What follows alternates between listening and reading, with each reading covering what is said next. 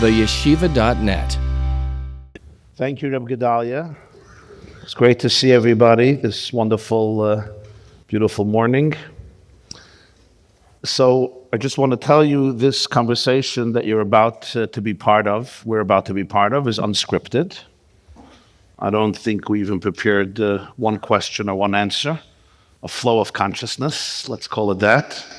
And really what we try to do here, we've done it a few times, and Baruch Hashem, with a lot of hatzlacha, is be very practical, pragmatic, and also give a voice to all of the different parts in ourselves. This journey is a journey that's fraught with pain, with questions, with dilemmas, with deep struggles. Someone who says that this journey is just simple and easy and geschmack and delightful is either not on this journey or living in another world or completely emotionally dead or detached. So, Kana ben Shayel, there are real questions, emotional ones, hashkafic ones, intellectual ones, spiritual ones, social ones. So that's what we're here really to do, and open our hearts and our minds to the depth and the truth of this journey of trying to grow ourselves and help our children become who they're destined and who they're supposed to become according to God's mission for each of them. And it always begins with ourselves. So I think, let's begin. Ready when you are. Ready when I you are. apologize always before if I ask sometimes questions that are personal, because that's the nature. These are very personal, intimate conversations. By the way, I just want to tell you, you mentioned that we get personal. So it is my feeling after all these years that if we don't get personal, if we can't be honest, if we can't embrace our own flaws and warts and imperfections, if we can't look at them, so we can't be real. And as I say many, many times, it's the lack of our safety to be real that shuts us down and disconnects us. So we live alone. So every time you do it, I must tell you, I so value that you start off like that. Because I think if we don't get real and honest, then we're not getting to the heart of it. And it's that the value is diminished. So I'm okay with it. So here we go. The journey of Kesher Nafshi, the journey of helping our children who are struggling, I think often expresses itself in great changes in a marriage. What does it do to a marriage? How does a couple ensure that instead of undermining the marriage, which it can probably do very easily, because of two reasons. Number one, he may have a different opinion than her. Number two, even if they have the same opinion, the pain and the blame. Oh, if you would have been a different type of mother, if you would have been a different type of father, you were out for lunch, you would go finishing Bavli and Yerushalmi when I was home alone with these crazy kids. You didn't know how to be a father because you're your father and your Gzeda and your Eltezeida's trauma. If you would have been a little more secure and confident and not keep them on a computer for 29 hours a day, if they would have been at the Shabbos table. So with all that pain that comes with blame, and maybe different perspectives of how to deal with it, and maybe other elements of pain, a marriage can easily be undermined. What would be your personal advice? And I know your soulmate is here with us. It sounds like you spoke to her beforehand. I spoke to my wife before. You spoke to all the wives. Look, here's the facts. Can I speak openly? Good. Okay. So, his wife said, of course, he could speak openly. So, this journey, first of all, there's no such thing as a perfect marriage. Let's be honest. There's no such thing. In fact, everyone here who has a perfect marriage, you can leave. You can. Okay, nothing happened. Okay. Here's the reality. Kadosh Baruch Hu made men and women in a way where we cannot get along naturally. It's al-TV. This is a fact. Boduk Manusa, Kadosh Baruch Hu made it that way. Our tchunas are different. There are so many aspects of how we function and how we live, in terms of our emotions, our intellect, outcome-oriented, process-oriented. We know these terms, but men and women do not get along naturally. That takes work. And HaKadosh Baruch Hu, I believe, made it that way. That's the separation of Adam Rishon, to separate the nekeva, take it out, and then say, now yidbak b'ishto, now go work it out. Because if you're that connected, there's no work. The disconnect is what creates the work, where we have to constantly, forever, from the beginning to the end of our lives, constantly be sensitive to try and work out how to make that work. So everyone has a marriage, everybody that is constantly being challenged, the relationship, the sensitivity. And it takes an enormous amount of work. That's, for all of us, we enter this parsha, all of us, with already a normal challenged marriage. Now, here's what happens. When we initially, I know what happened to us, and I'll share our journey, and perhaps that'll be helpful. We were caught completely by surprise when it happened to us.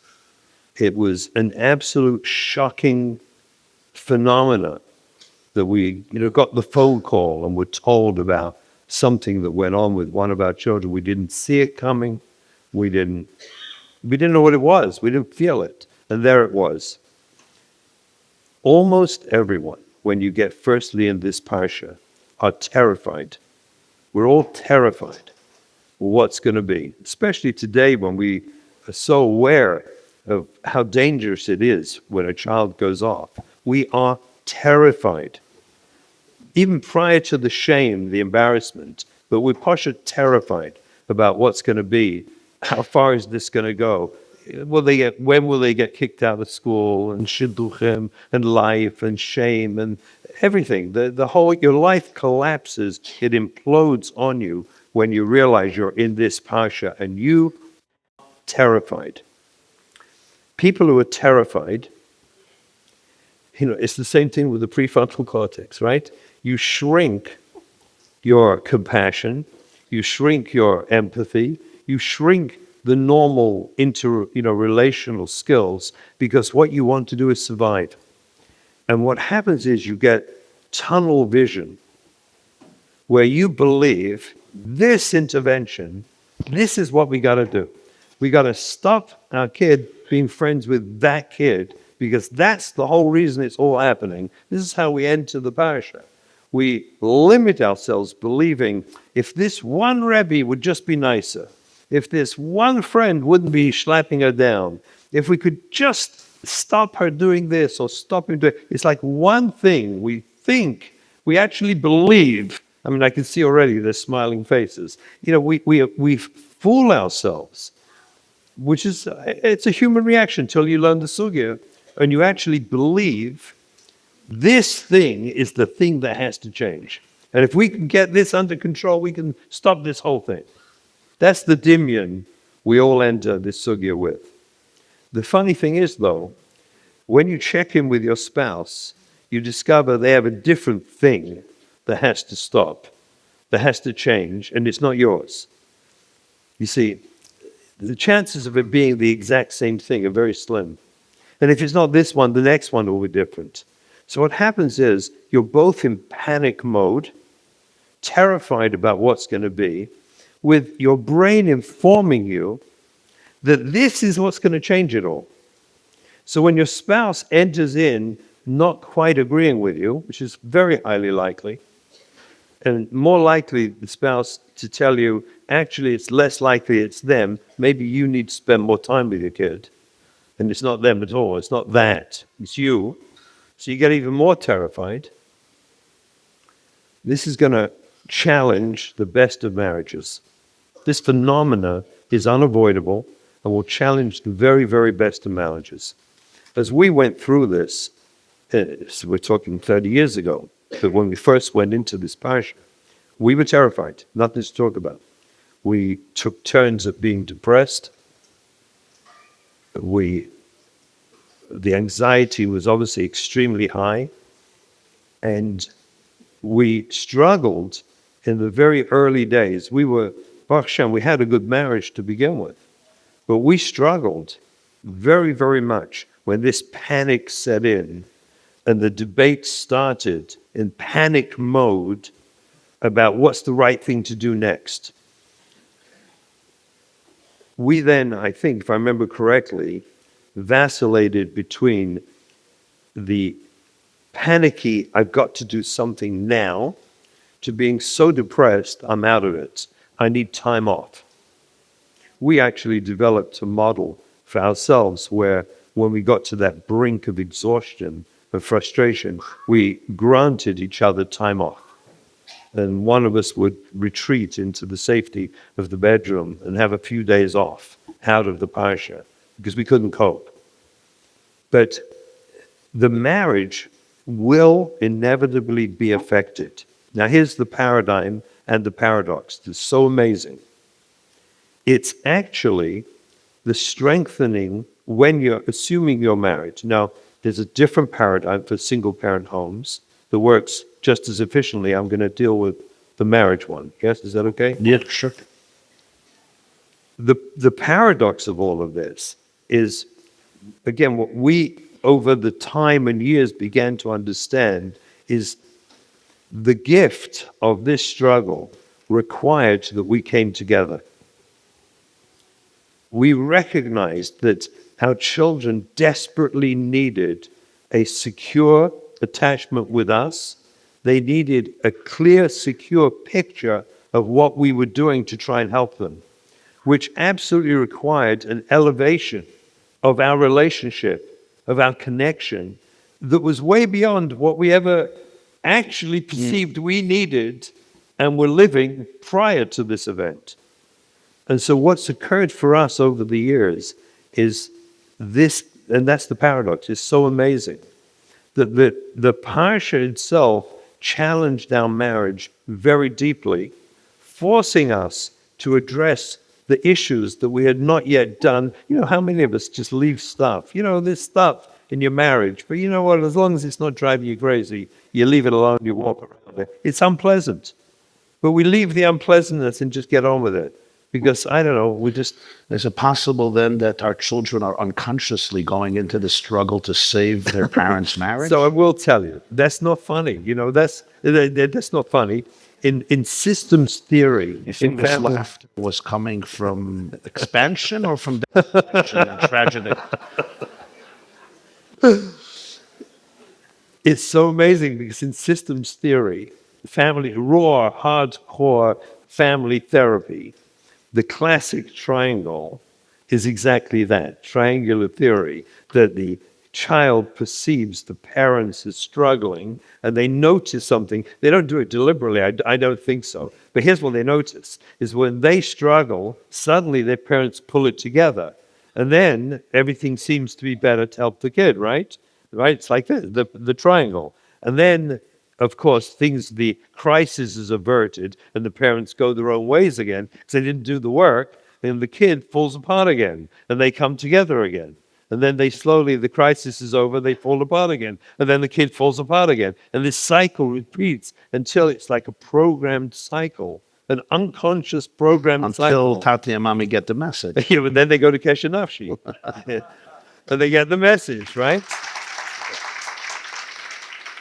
So this is critical. We talk so much about our children, but maybe a big part of the conversation has to be healing ourselves and our marriages. Oh, there's no stopping. The entire crisis chinuch approach, the way I understand it, the way we developed it, my wife and I developed this together over the years, it prioritizes our relationship with each other and our relationship with our children prior to us doing the clever work of, intervening in the children's lives, whatever we're going to do to try and help them. the priority is actually on us. Because otherwise, basically you're doing sticky little things. Shticks. It sticks, and it's not going to have long-lasting effects. So what would They you, drove us to finish off a lot of the work that we probably would have left alone, that I believe most couples kind of leave alone. You reach a certain plateau of okayness, right? and then there's the little stuff, and who has the energy for it, and you don't feel it's necessary. And, hey, well, that's the way women are, and that's my husband. That's the way men are. What are you going to do? Kind of let it be. And they go to their friends, Yeah, and that's yeah, the end of yeah, it. exactly. This parsha requires you can't do that. It actually forces you, if you're really going to be successful, into such a glorious place. It forces you to look at those bits and pieces in your marriage and like work on them, so that the children have the secure home, the secure attachment. On so many levels, it becomes the place they want to return to. It becomes the place of safety now. What would you say are one or two or three paradigms that happened to you and your wife? What experiential process did you go through to bring your marriage to this new place of one? Now you get personal. We didn't agree on this. I apologize. Whew. Okay, so I'm going to speak for myself. I think the hardest struggle for me was recognizing I got a big fat ego, and I probably thought I knew what I was doing. I was a professional. That was after I went through the depression period of deciding not to be a therapist anymore because it was hypocritical. When I came out of that and got going and really, tried to work through the sugya, it's letting go of, it's going back to what I started with, letting go of that belief. Your brain informs you that you think you know what you're doing. And you get very attached to this belief that it's, this intervention, this thing, this friend, we got to do this. And it took tremendous work on my part to realize that was just today's this. And then tomorrow there's another this. And the next day another this. And who even knows if I'm right? And what I discovered was that was far less important and relevant to the children than then observing us respectfully getting along with each other. The letting go of the ego and being openly marsh of each other, like listening. I don't know who's right or who's wrong. I know we have different feelings and opinions. Just modeling for the children and letting them see us process that respectfully with each other without a hierarchy of who's right or wrong. I think I, as the professional, came into this, with an uneven hierarchy. Am I right? That I had to get over? Yeah, she nodded. Yeah. She So nodded. it's really you're saying the pain that shattered the ego that allowed for a different type of relationship. Yeah. It was so unbearably painful. Look, everyone here knows that pain. I don't have to talk about that pain. It's a pain that shatters us. It's a pain that puts us in our bedrooms crying on the pillow. It's a pain that makes us feel like our world, our life has imploded. It's the pain when we get to the place where you literally mourn the loss of a vision of a family you actually thought you were going to have. We all fedimianed. We all fooled ourselves. Every bris and every kiddush, we held that baby and we fantasized who that baby was going to be. Which neshama of which Heilig Tzaddik must be in this baby. And how they were going to change Klal Yisrael. And we had this picture. They are, just in a different way.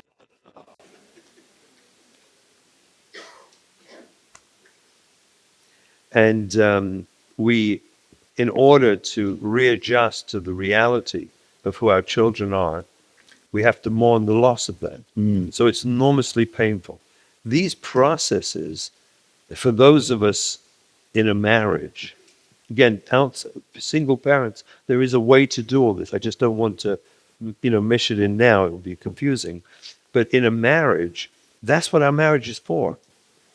And when you reframe it in your brain that actually my children are going to give me a better marriage, like when you just let that truth trickle in, HaKadosh Baruch Hu, through my children, is going to give me a marriage I never believed or dreamt I could have. A partner, a connected partner, an equal with me together in life, where the yin and the yang, the ish and the isha, Kabbalistically are merging together to make this work, where each are completely equal and equally supportive of each other, each fulfilling their place. So I guess we have to graduate from the paradigm of blaming each other and just open to each other in our pain, our raw pain, Yeah. and hold each other in that pain. That's exactly right. And that's not an event. That's a process. It took us time. I think I told my wife this once that I was, well, if I didn't, this is going to be shocking. But let's see. I hope I told her.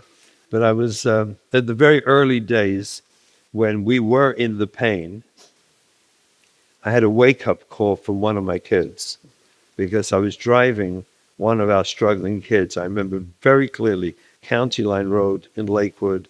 We were driving back from Jackson. I don't know where we'd been, but we were driving.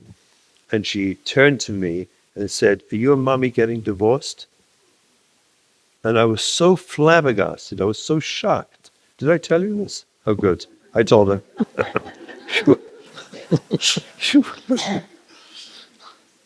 But I had no idea. Like, I was flabbergasted. I said, "What do you mean?" And she said something, "Well, it looks like it." We were in so much pain. Wow. So, I think, in certain times we wouldn't talk to each other. Not because we didn't like each other. There was nothing to say. We were just in so much shock and pain watching our family just like completely unfold under our feet. But that gave me a wake-up call. That was one of the many catalytic moments that made me pay attention. Because I realized it wasn't just she was asking that. She was scared of that. She was scared that might be happening. And she needed us to pull it together. So, But a lot of fathers and mothers feel very guilty. How can they enjoy their marriage and really be even playful when my kids are on drugs, depressed, suicidal, anxious, tattooing themselves, numbing themselves, and we're supposed to be happy? What are we, narcissistic, self-centered, Woodstock 60 products? My kids are suffering. I'm a Jewish mother. You want me to be playful? so I'm going to say something. Even on a good day, my mother didn't like when I was playful. What are you sitting on the couch for?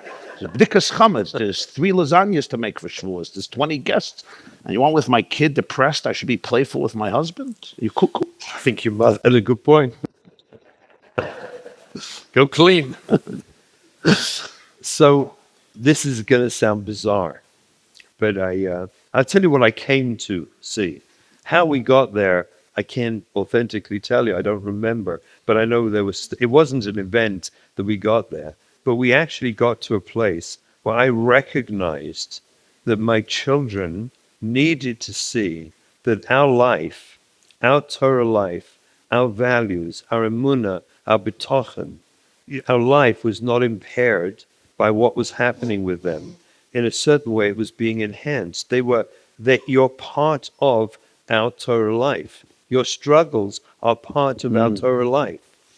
I said this story here again, but I've said it, a number of times, how at one point I was so deeply depressed, I'd heard about another child going off. It was a Friday night, and I'd come home, and I was so utterly miserable, could barely mumble Kiddush, in an undertone, had a quick meal, and I left the table, left my wife with the kids. I benched, and I went upstairs. I just couldn't, I was in too much pain. On the way up the stairs, on the landing, I met one of our daughters, who was on the way out the house to party and have fun, wearing her big day kuna, you can imagine, She was on the way out, And I was she'd been at the table briefly. She'd left because I must have been toxic in my depression. And I mean, I really mean it. I couldn't say Kiddush properly. It was my ruach was so shut, I couldn't do it. And on the way up the stairs, she looked at me and she said something that was so profound and changed my life in this Nakuda. Because she said to me, doesn't seem like your Torah mitzvahs is working very well for you, is it? And then with that, she left. Wow. And Those were her words, too. yeah, it was a killer. And I went upstairs and I was up the whole night, versteht sich. And I made a commitment that I'm going to live my ashkafas. I'm going to live it. I mean, everything we learned in yeshiva, everything we absorbed in the shurim and the drashos. Like I wondered, where had it gone? It went? It wasn't working well. That makes no sense. The first place I wanted them to see that was that I can live a happy life, a joyful life, while going through this parsha. She made you a Balchuva at that moment, didn't she? She did. You had to develop a relationship with God. I want to tell you, my kids probably taught me more about Ruchnius Lemaisa than everything I ever learned. Right. So 20 years, 25 years in yeshiva and Kailo did not teach you. It what these taught me, kids taught you. it wasn't, you know what it was like? It was all there in theory, Abstract. but it wasn't activated. It's like the kids came along and pressed the button. I knew it all.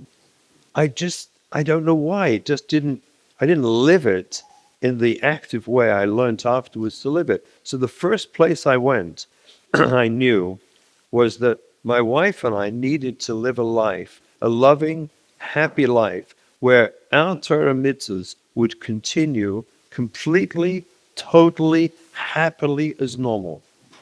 We would go on with life.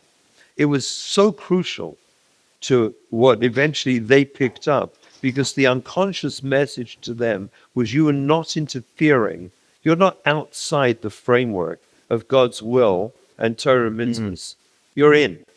If, for example, I would say to the kids many times, let's say a kid was smoking on Shabbos, and I would say to them, if it's okay, I mean, again, you have to know which stage and time to say this. I'm just cutting through a cross-section at a moment. But there was a moment when I was able to say, like, do me a favor, around the house, if you don't mind, that's our place, where we're keeping Shabbos.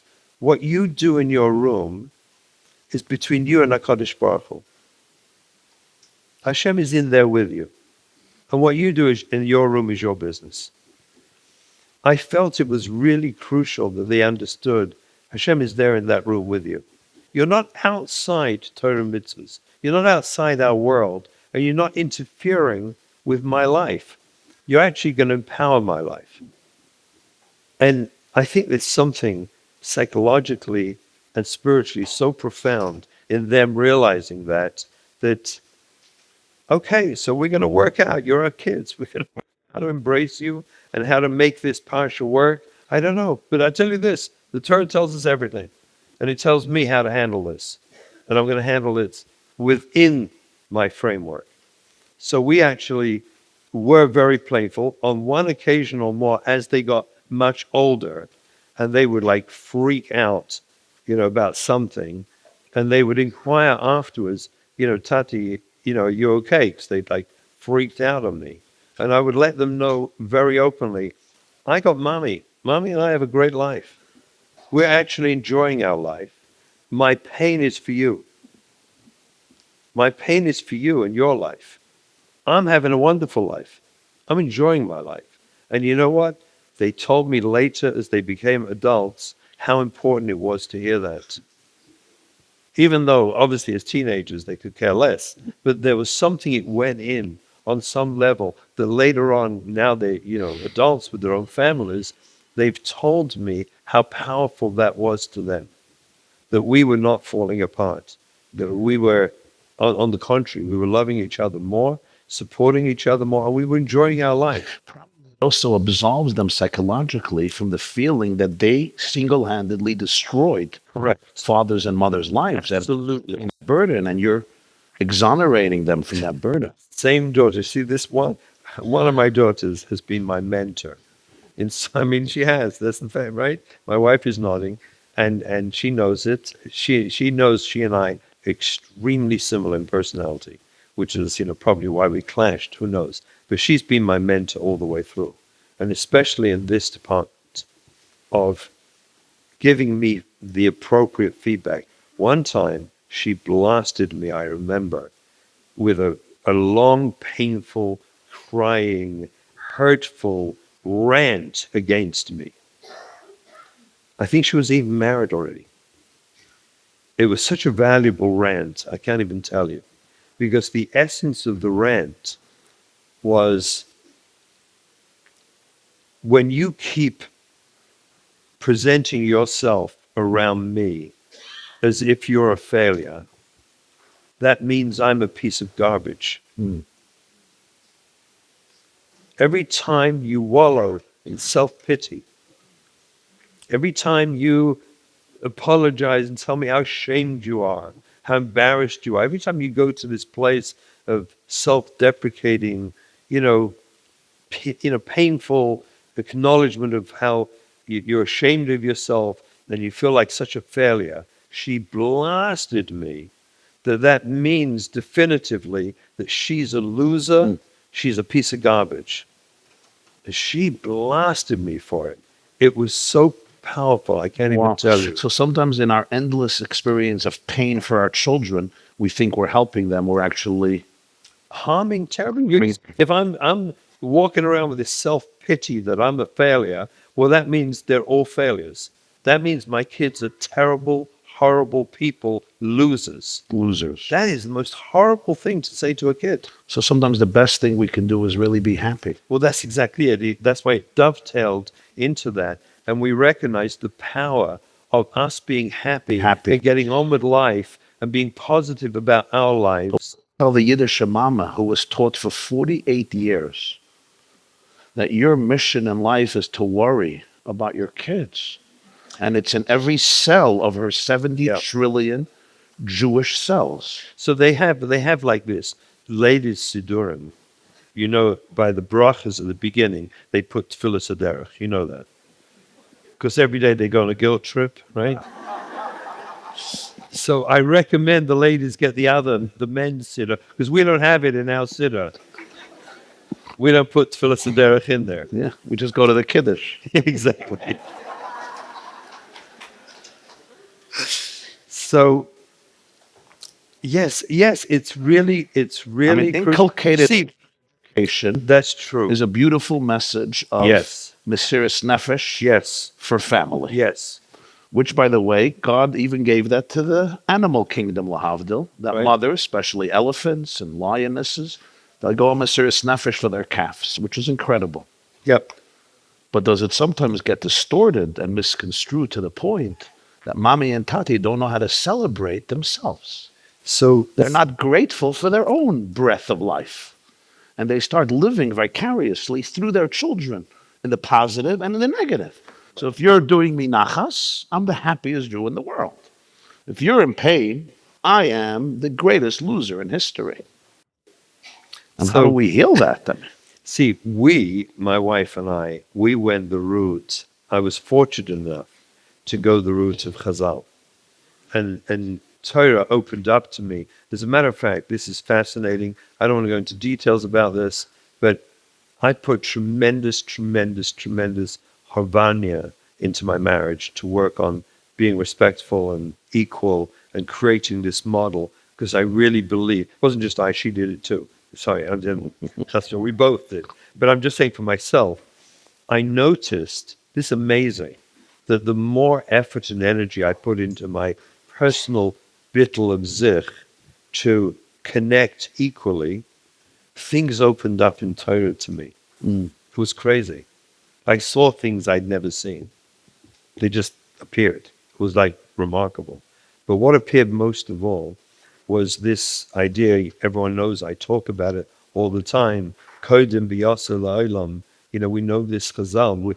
All of us here live on these Chazals now, right? Vayechula Shemayim V'Oretz V'Cholz and V'Ham means V'Chol Rut Zaynon, right? That we came back and we chose and we accepted. And I found the Chazals talking to me. I had friends who sent me Chazals.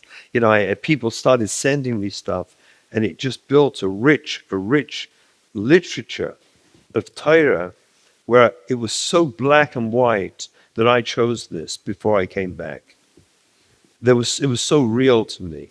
So therefore, how am I a loser? On the contrary, and I know it sounds funny, but I've said it many times. I think people get chizuk when they hear it. But Mori Rabbi, Tzitzal, Mashkiach, Matzel, the one time he said to me, Shimon, he said, if I was the Rabbi Shalom, I would only give you struggling kids. I wouldn't waste my time with the others. And he meant it warmly and lovingly, and he really did, because we had reached a place where they weren't interfering with our Torah life. They were enhancing our Torah life. They were taking us, and I understood that because I understood that Kodem Biyasa La'olam, before we came back, we had asked and accepted this and knew it. That's what Chazal said. That's what it says. So you really feel that if you could rewind your life 55 years, you would want to go through all of this again? So this is a fascinating, hashkafically peculiar concept. I mentioned here that I've got a lot of good feedback on the book. Recently, someone, very, very chashuv person, Talmud Chacham, good friend, has been writing backwards and forwards to me, took exception to one line that he felt wasn't true. It's not true. And you shouldn't have said it. When I said in one of the late chapters that my wife and I came to a place where we recognized the gifts that we had had through our children, and I wrote the words, we wouldn't want it any other way.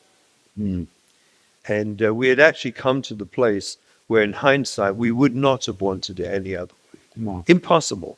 Take a look around this room. Any other way, we wouldn't be here.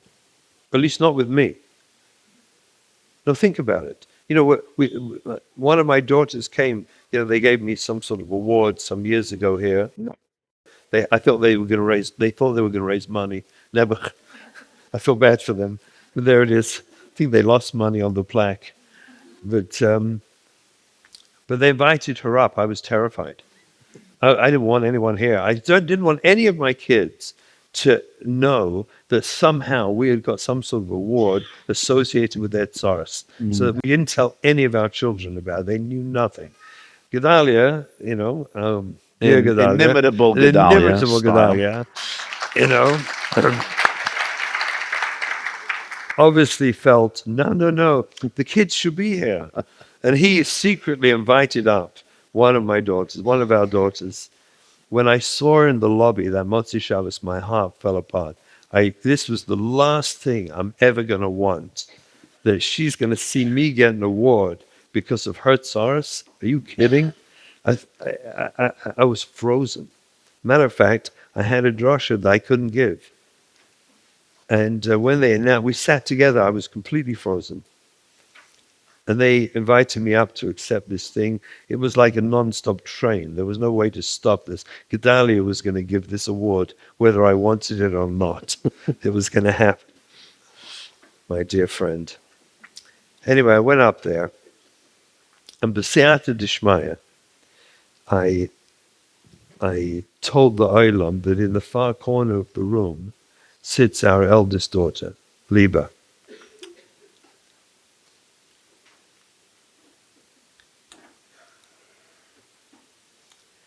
And I said to the Olam, if you don't mind, I want to talk to her instead. And I asked her to take a look around the room.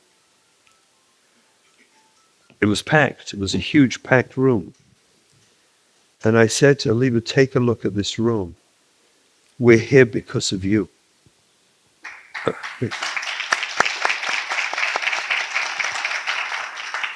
I said to her, we're here thanks to you. Not that I'm happy of what you went through. But what you went through and what we all went through together as a family and fought our way through this is here because of you. And my wife and I, we really believe that. We really believe that Kodim B'Yasa La'olam, Kadosh Baruch Hu showed us each other. He showed us these kids. He showed us these nisyonis. He showed us the pain. And he said, this is lekach nivcharta. This is for you. You want it? Or you want to stay here wherever, Madrega you got in Gan Eden. But you want to go back. This is what you need. This is your journey. This is the work you need to do. Why is this Talmud Chacham friend taking objection to this line in your book that you're grateful for the experience? I don't really know, but I think. What is it triggering in him? I'm just joking.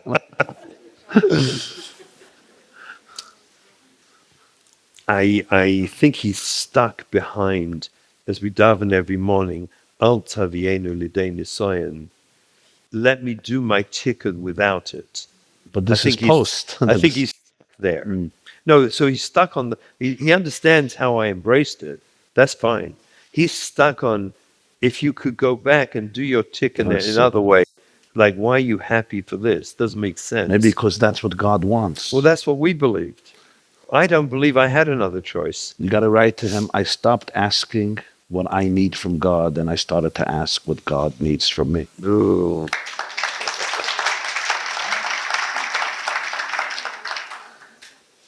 Yeah. It was the journey, understand, for us has been the most profound spiritual, ruchnius journey of our lives. This empowered our ruchnius. It didn't defeat us and diminish it. It empowered it as it's meant to, because that's our gift. So isn't it fascinating? Because when we start coming to Kesher Nafshi, one of the deepest emotions that so many parents have is, what sin did I commit to have such a Gehenna in this world? They always told me Gehenna is in that world. Gehenna in this world. Especially when my shver comes, my father comes, the uncles come, the chad, the busha, the charpa, the shame, the shvuas is coming. Yeah, I'm supposed to be learning with my kids a whole night. No, that's what we're supposed to do the night of shvuas. Halavai, they should show up. Sorry. It's what your soul chose. Even the type of tissues we get.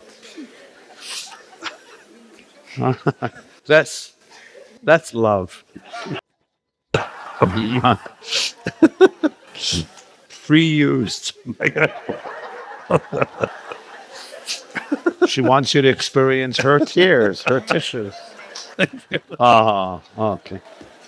Second best, unused. I will keep it with me. And what you're really saying is there's a paradigm shift which comes with tremendous bittul hayesh. When you say, I'm here to be a conduit, that actually these struggles turn you into an Oved Hashem. You actually become a real conduit for Hashem's mission and love and energy, rather than arrogantly imposing what Judaism is supposed to look like on God and on my children. Everyone here, I'm pretty convinced, I hear the feedback after coming here for even one Shabbos, people tell me, I go home and I feel my ruchnius got elevated here. This Shabbos, one Shabbos. Something changed inside me. So people are nodding. Something changed inside me. And I become more of an authentic Jew. Without compromising my values, my shkafas, my Torah. The technical side of the interventions with the kids, we work so hard in halacha and hashkafa to fine-tune it, to get it right, that it fits. My gosh, it's like I always say, we're not permissive, we're machmir. We're machmir ben odin l'chaveiro, in vavterecha kamecha, in sofib kuch nefesh. We're the machmirim. This fits our world. We're not permissive. We're machmir. So, on the contrary, these challenges, like all nisyonis, take a person to a better place. To become a stronger person. I always say they have 100 meters dash in the Olympics. Then they have 100 meters with 8 hurdles.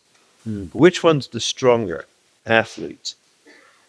See, the ones without the hurdles get there quicker. But the stronger athlete's the one who jumps over the hurdles on the way.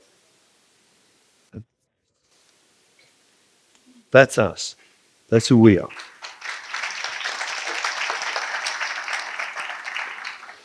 There's no question that from very early in life, in ways that none of us can really identify precisely, but our children's neshamas and destiny are intertwined with us as their parents in ways that it's almost impossible to put your finger on. Just like when our children are born, so we know the very limited neural pathways, right? I think we discussed this once or twice, right? The very limited neural pathways. And how do we map? How do we as parents map? We map their brain for them through our interaction with them. I don't think it's far-fetched to believe that we map their spiritual journey through our relationship with them. In fact, it's pretty obvious that's exactly what we do. And if our souls chose our destinies, their souls chose their destinies. I mean, it goes, to me, it's axiomatic. I once went to Chaim, Zechzal Livracha, and asked him this question. I thought it was a desire that said it specifically, that parents choose their children, children choose their parents. I couldn't find the makor. I went and asked him. He couldn't remember the makor either, but he told me it's true. He told me it's true. I had a witness, I had an aide, a Talmud Chacham, with me. He told me it was true. I had actually taken to him I think it went back to the Shari Ora. I had it with me, and that pointed out that we choose everything in this world. And he kept saying to me, you have it. You have it. You have it here. You choose everything, including your children and your parents. Well, it would make sense then in terms of, in Olam Emes, when we chose to come back and go through this, that the children chose us because of this interaction we're going to have, and because of this stretching and this work we're going to do to help them as they help us. And it works both ways. Healthy people, certainly spiritually developed people, make what we call a cheshbon hanefesh, reckoning. Am I on the right path? We could be skeptical of ourselves. We can ask ourselves tough questions. We can be introspective. That's the sign of all growth. The last few years, you obsessively talk about attachment, healing the amygdala, getting to prefrontal, and everything in your sugyas and parshias with Rashi, Taisus, Rebbe Akiva Eiger, Rabbi Ber, and all included. Do you ever, and you preach it, not just to yourself and your wife, you preach it to thousands of people. You pontificate it, you talk about it, you have charts, YouTube, now a book, etc., etc. Do you ever sit back, make a cheshbon hanefesh, and say, is it possible that me, with maybe another few partners, but primarily me, are single-handedly, sometimes maybe, causing so many people to make an error, where instead of disciplining their children, telling them what's right and what's wrong, sur meira v'asei toiv, in the cherished tradition of our Messiah, I am maybe single-handedly contributing to the spiritual damage of so many families. Maybe I'm right, but maybe I'm wrong. Maybe I'm right 50% of the time, but maybe I'm wrong 50% of the time. And all these poor parents who have been now up for 3 nights in a row, so their prefrontal is shot already. From the Thursday night shalent, it was done. After Mitzvah Shabbos, they're all on the amygdala level of survival. And now they're open to hear all the rhetoric you're going to inculcate in their system. And go back, and everything they fought for 50, 40, 30 years, in terms of what's right and what's wrong, is now out the window. Do you make such a cheshbon on nefesh? I'm sorry for my question. The mafia says it wasn't personal.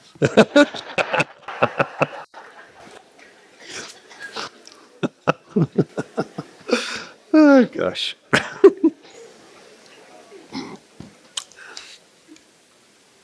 Yeah, I think I'll take a scotch. That boy. All they got is water Good at this break. point.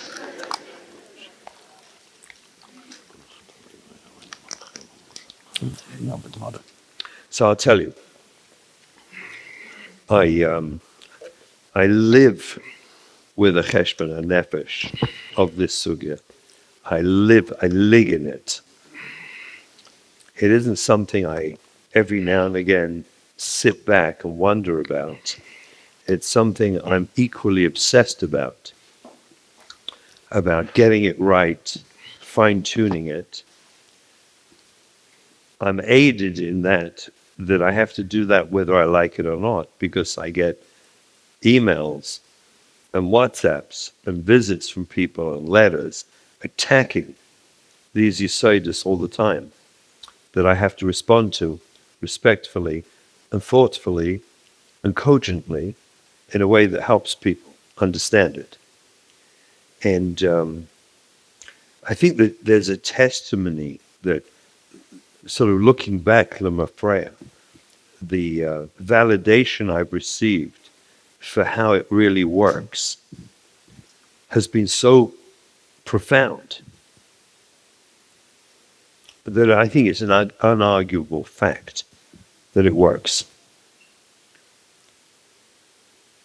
To me, attachment, is the heart and soul.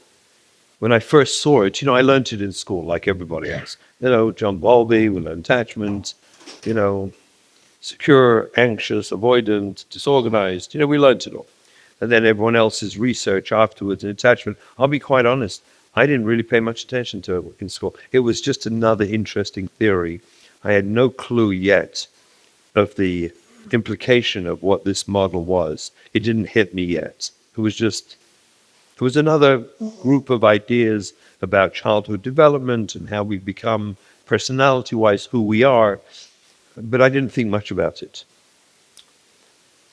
It was the disconnect of the children that I saw in our family and professionally, what was happening in Klal Yisrael, when the word attachment, attachment, you understand? When I saw the kids disconnecting, something rang a bell in my head that, well, why are they disconnecting? Why weren't they attached properly in the first place? Is that the reason? What's impairing the attachment that causes the disconnect? That was when I began to understand the word trauma and why, in my description, it's really not a definition, but a sort of trauma. I always say if it was Yiddish, Aramaic, or Ivrit, Hebrew, we'd have to translate it into English. So for me, the working definition of the word trauma is disconnect, because HaKadosh Baruch Hu gave us the ability that when we see or experience in the close proximity of something deadly or horrific, you want to distance from that. You don't want to stay there. You don't want to be ever connected to that again. You want to disconnect from it. So trauma disconnects. And I watch the children, our children, disconnecting from us, from school, from home, from faith. So I wondered what was pushing them away. And then I wondered, were they ever attached properly in the first place? How does attachment work? So I went back to the books and started reviewing attachment theory again. And it was actually at the very first Kesher Nafshi conference. It was wasn't here, it was in the Raleigh. The very first one, when I was invited to come and speak. And they didn't actually tell me what to speak on, just come speak. And I sat down and was very thoughtful. What message could be good for us? And I spoke about attachment. The response, I don't know if any of the people were there way back when, but the response was amazing. It gave an envelope, a framework that made so much sense. And more importantly than that, it gave us what we did at home. It gave us a very practical mahalach. See, when I saw later on in the journey, I saw Parenting from the Inside Out by Dan Siegel. And there he operationalized attachment. And there was this one little page or two where he mentions his 4 S's. It was his. And it was just agav. It was like he said so many brilliant things in the book. This was just one. It wasn't even that big by him. Not at all. It was just another idea of understanding attachment. When I saw it, it hit me like probably I've never been hit before. When I realized we were looking at a window into healing attachment for our families, for us, our Yidden, for us, how something we could operationalize and that would make attachment work. The more I did it and started experimenting with our kids, we would look at it, and I would think with my clients, and I would actually say to people when they came in, and I hear about their struggles, do you mind if I just give you a model? And I'd like you to think through with me, were any of these missing in your childhood? And I'd go through briefly, safe, secure, seen, and soothed. And astonishingly, people would identify immediately, as I explained it, frequently tearing up and having a deep, emotional experience when it was put to them what they were missing because they never really knew. All I knew is I had this rotten childhood and I didn't feel safe. I didn't feel good. I didn't know what that meant. Safe, secure, seen, and soothed, which again, he says, almost like agav amongst many brilliant things, for me was the attachment model. It was a model that both explained how we went off, what happened, what was missing. And then I saw it on so many levels. On all levels of life, attachment theory starts making sense. Ruchnius and Gashmis, everything. And then it became a model for healing because I could talk to parents like us and we could say, let's work on making your child feel safe with you. So it might not be a bad idea to stop hitting him. That might be helpful. What do you think? You think spay patch might be, not a good idea? Tell me ways you think your child might not feel safe with you. Do you get aggressive? Do you get angry? Do you get threatening? And how about the subtle ones, like saying, you're never going to grow up for anything. If you don't go back to school or whatever it is, you're going to be worthless. Think through the ways you make. Not meaning to. You don't mean to at all. You just trying. But think, does it fit into safe?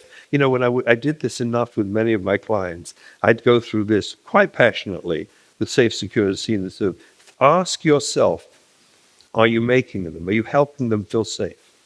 Work for the next month on secure. Understand, are you creating security in your relationship with your kid? And then the same with seen and soothed.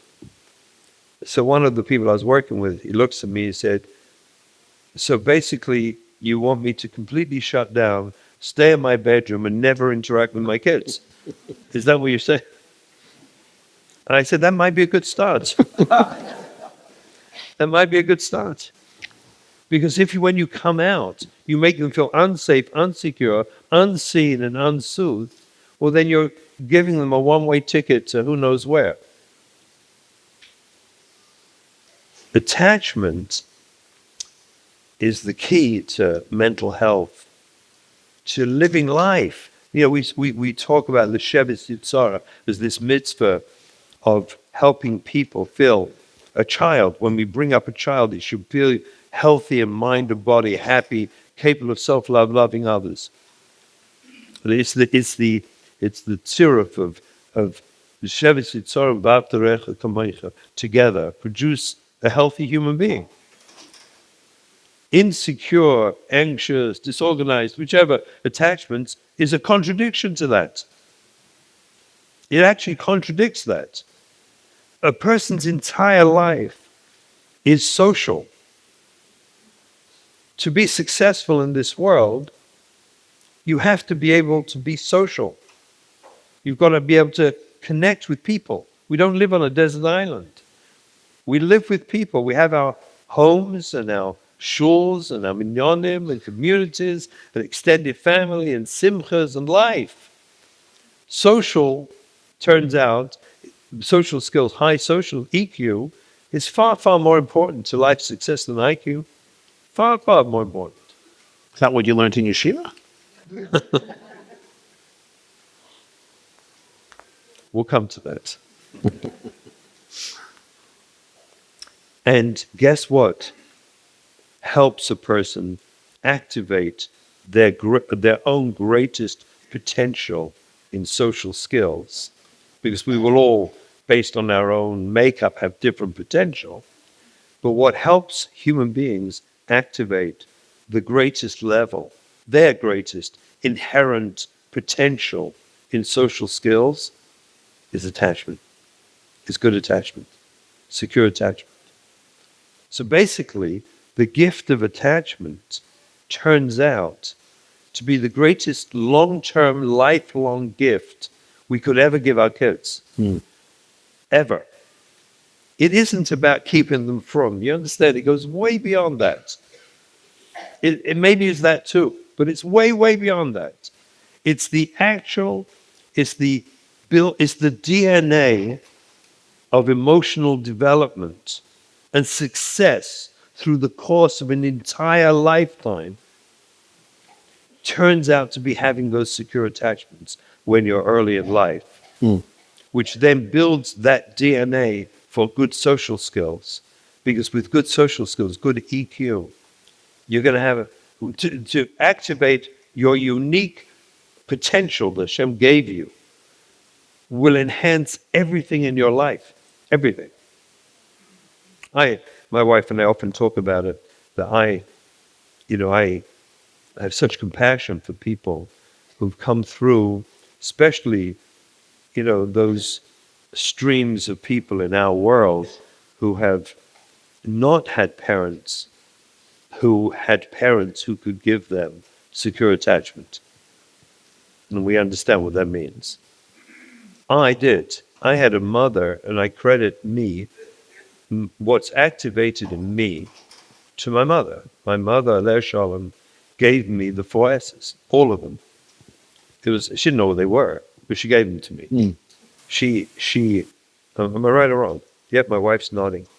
She gave me, like she had I don't know, what can I tell you? Her PhD was in the 4 attachments. That she was gifted, and she gave them to me, and I didn't know I had them. But as I went through life, I discovered that that's what fuels me. That's my DNA. How do you empathize so much with trauma victims if you're not one of them? Yeah, so first of all, I am a trauma victim, which is fascinating. Because you had a father.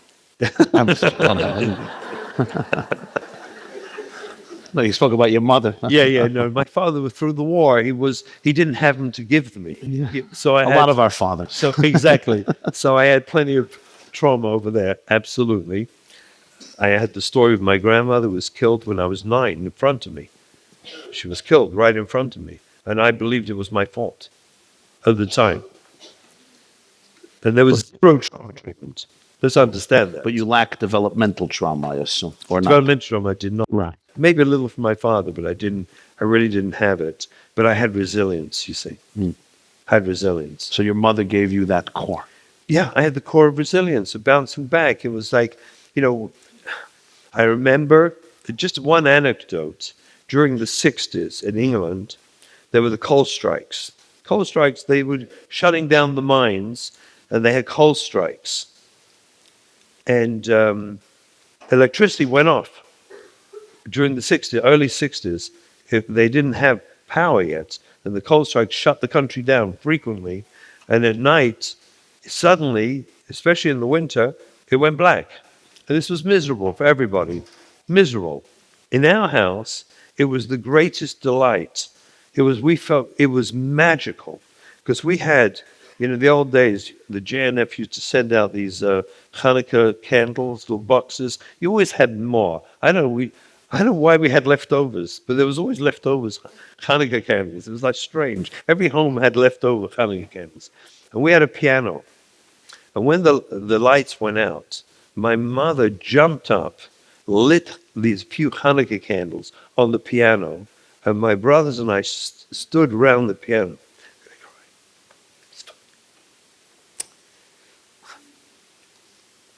And we sang. And she played the piano and we sang. And it was magical. And I think that she put into us that, however hard it is, you're going to grow from it. You're going to have a good time. So while the whole country was miserable about the cold moments of blackouts, we sang. We looked forward to it. The moment it happened, we leapt up and we started singing and lit candles. And in the light of those candles, she put into our DNA that it's going to be good. It's going to be okay. Let's have a good time. A secure attachment. As you just started to cry, what was the feeling? You were feeling her love? I was feeling gratefulness. Incredible gratefulness for what she put into us. Because, like I said, healthy attachment is the DNA of life. It's the greatest gift we ever give our children.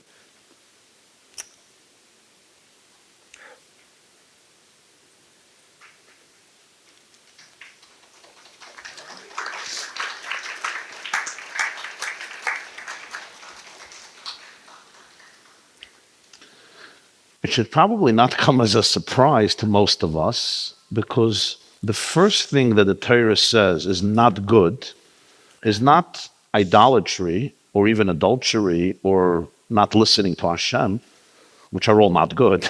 But the first thing that's loy tov, the first thing is loy tov heyos ha'adam levadai. That's the first not good thing in the Torah. Levadai, alone. Amazing. Never thought of that. So when that's not in place, you can't build anything. You can go to Maimon Har Sinai, you can leave Mitzrayim, you can have Taryag mitzvahs, but you're alone. And when you're alone, you're broken at your core. Wow. And when you're broken at your core, there's no self to serve God or to celebrate Hashem. Wow. Amazing. Never thought of that. Kadosh Baruch Hu gave us a world and life that has to be interactive. Has to be. And then what is worse is I use religion as a substitute for attachment. I use feeling good about me being frum or learned or having nachas as a fake substitute for lacking emotional attachment. So now Yiddishkeit becomes toxic for me. Well, I not think only do I lack it, yes. I have a counterfeit attachment because of a fakeness. Well, I mean, in Torah, as I understand it, the pinnacle of all of Torah mitzvahs is Dov Kabbai. Attachment. The pinnacle of everything is to connect to Borei Olam. And everything on the way is meant to yield direction, support, chizuk. All mitzvahs are eitzes. Eich lidobek, lidbak bay. And attachment is never intellectual. It's visceral. It's very visceral. It's in the nervous system. And that's where we can go wrong. Yeah, because we have become very intellectualized people. Yeah. And we have a good system of intellect. Yeah. Yeah, the gift actually, again, I go back to the gift I feel my children gifted me was taking the intellect, the knowledge, and bringing it down here. I didn't cry like this years ago. I'm not just a crybaby, am I? But I cry naturally and freely now when I engage myself here in a very authentic and genuine way. I know it brings me to tears. It brings me to tears. You know, there's a book on tears, by the way. Anyone should get it. It's the most fascinating book. There's a book on tears where this researcher studied tears, different types, and noticed that the molecular structure of tears are different based on your emotions. Wow. Yeah. There are tears of gratitude that are molecularly different than tears of shame. Yeah. It's fascinating. So I think, when you cry, the Shulchan Aruch talks about you're not allowed to cry on Shabbos. But that's that type of cry. Right. That's mourning the lost type of cry. But if you can't cry when you see a deep insight that connects with your soul, or when you sing a tune that touches you on a deep level and shafts attachment and dveikus, and that doesn't bring you to tears, you're still here. Right. Those tears are beautiful tears. They're connecting tears. Tears of gratitude have to be the most beautiful tears. That, again, the kids bring us there. I'm grateful to them, I'm grateful to my mother, what she gave me. And I'm certainly grateful to my children for activating me out of the doldrums of intellect Wow. into the heartfelt, lived experience, the present moment of connection. I don't know there's any richer experience any of us will ever have than the experience of connection, of true connection. That connected moment. And this parsha forces us there. Because if we don't get there, we're not going to succeed. It's not going to work. So you're saying I cannot provide my children attachment if I don't know what it is. Correct. As my father didn't know, he was scarred from the war. And so he had areas, but there were pockets of attachment. My mother, and I do not understand it, she also went through the war, and she went through, she was taken away from home. Her whole teenage years. Finally, she lived with Goyim in the countryside during the Blitz of London. But she just was one of those strange, unusual brias in the world. And she just did the attachment well. There was never a doubt with my mother that we were going to be successful and happy. And we were poor. We were very, very poor after the war. My father lost the house. It was the mortgage was £10 sterling a month, and it was too much, and he lost the house because he couldn't afford £10 sterling a month. So we lost our house. We were poor, but we felt rich. That's what my mother did. What would be the steps you would guide people to begin healing attachment with ourselves? 1, 2, 3 steps that we can do. So, because when everybody goes home, so if one of our sons might come into the kitchen tonight without a yarmulke, or one of our daughters may come in dressed with bigdei kahuna, and we right away get rattled, like my family, and I have little kids, and chinuch, and shvuas, and aser sadibris, and sneas, and your mother-in-law's coming for shvuas, of course, to witness the pre-Eitz Hadas experience. So we were at Kesher Nafshi, and we heard Russel, attachment, prefrontal, 4 S's and all that, and we heard all the speeches, and everyone was inspired. So I'm going to say the right thing. But I think what you're suggesting is that if I'm not internally anchored in my own attachment, if I'm not attached to myself, if I don't have empathy for all my moving parts, and really I'm attached to my experience. I'm not just in my head. I won't really be able to do it for my kids in a very genuine way. It may be superficial. I may say the right thing, but I will at some point either collapse or get so triggered or become passive aggressive and in the middle of the meal just make this horrible comment. So, how do we begin healing? How do we experience attachment? So We may have not had your mother. yeah. So you're asking me, how can we all get this work done before Shavuos? Because the mother-in-law's coming. Now, you said you had tough questions.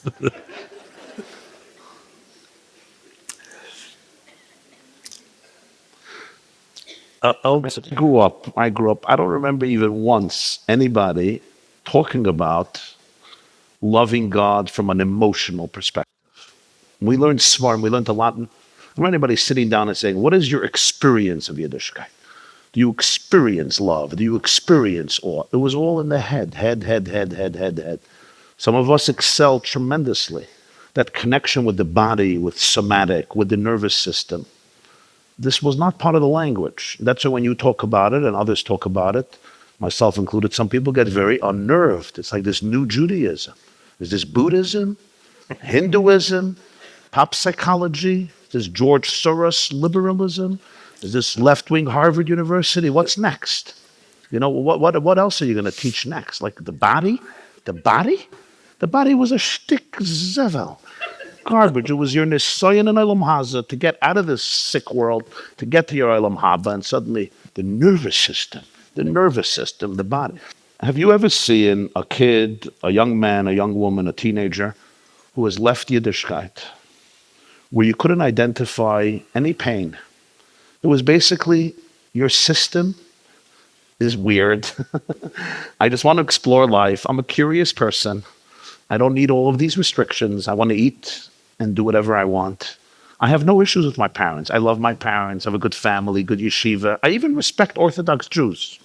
You know, besides those who don't hold the door open in Costco or whatever, and they drop wrappers in the zoo. But you're fine. I mean, you give kidneys and you do good bikur chaylim and whatever. So I'm emotionally good with all you guys, you know. I mean, some are crazy, fine. I also have crazy friends. But I have no trauma. Have you ever seen, in other words, there's no pain, nothing about attachment. I mean, 20,000 people, that's... I'll tell you a funny story. Yeah. I once spoke at a conference, and I spoke about love and loving our kids, and it was I regretted what I said at the time, but I said something I really regretted. I must tell it, but I was trying to be cute, and I was talking about ODD and ADD. And I said, and these kids are OOL. Out of love. Out of love. Whatever. I regretted saying it, but anyway, it was a well-received drasha. Afterwards, a family came over to me, as often happens, and they said, can we speak to you? It's really important. And I figured they, which I imagine it happens to you too, they pull you aside and they say how grateful they are and what amazing drasha, and you could help us with one of our kids. They compliment you and praise you. You've had the experience ever? Yeah, probably once or twice. So this family pulled trying me. to heal from the need. I can help. Freak. So they pull me into a room, and I'm preparing myself for this. And they ripped me to shreds with fury and anger. They had told me they probably never felt so embarrassed and hurt in their lives. And they said to me, they have a son who they love dearly, who loves them. And he went off. And he's very respectful, comes, put a yarmulke on Shabbos when he comes to them, no problem. But he lives in Manhattan. He's completely secular, not interested, gone. Doesn't make sense what you're saying, blah, blah, blah, blah. It was the first time I'd ever heard of such a person. I apologized. very, very much to them. And they accepted my apology. And I asked if they would ask him if I could meet him. I'd like to meet him. And he lived in Manhattan, and I went twice out to dinner with him in Manhattan. I called him and I said, could you teach me? Tell me what I'm missing. And I took him out for dinner, and we talked, and I was pretty confident that there either was no trauma of any sort. It could be there's something unconscious he didn't know. He was masking to me. There could be, but there was nothing there. And he was just a nice young man who said to me, it just didn't work for me. It never worked for me. But I respect, I'm very happy for my family that it works for them. So this is one man in your history. Yes. From 20,000. Yes. Wow. One. And the other 19,999? Every You always other case, identified. always. Really? Easily. Easily. So when you preach about attachment, this is not philosophy. Not at all. It's 20,000 people experience with 20,000 people. Whatever the numbers, it's solidly researched, and it's so incredibly simple to talk about it. Because look, if you take religious attachment, right? For a child, a young child, for whatever reason, whatever abuse, learning trauma, it doesn't matter what they've experienced, but they've experienced something. Because none of us knew about building the profound importance to build really strong attachment. We didn't know. None of us knew. So when trauma struck, it wasn't strong enough, and they rebelled. When they rebel, think about the word rebelling. It's a technical world.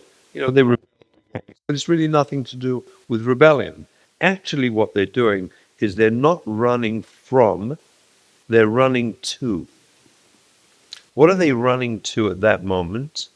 They're running to anything that will make me stop hurting. Anything that will soothe them. Soothe them. Yeah. They're looking for anything that would help me disconnect or soothe my pain. It isn't about a lumnus of what's wrong with tefillin. I need right now anesthesia. I need to disconnect or dissociate. So I need something. And as parents and school, community system, they recognize the children that religious expectation almost always interferes with their capacity to run to the thing they need to disconnect, to soothe, because there is so much pain. Unwittingly, we don't know this. None of us knew this. What we thought we saw was rebellion. So we either used the traditional historic model, Svepech, Musa, you just got to let them know they can't do that. I mean, someone's got to tell them. Yit puts on tefillin. Tell them. Because apparently he didn't know. It's not how we walk around in this house. You know that. Yeah. It's not how we walk around in this house. Because they that. They're only here for 18 years. Yeah, they didn't know. Exactly. How would she know? How would she know? Yeah. So they're not running from, it's not rebellion.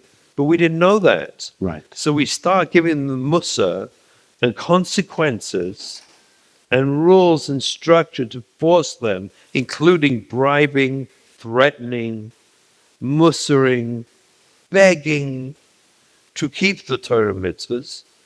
And all that happens is that this Torah mitzvahs, which I'm being bribed and cajoled into, becomes the enemy because it interferes with my ability to run to the thing I need to soothe my pain.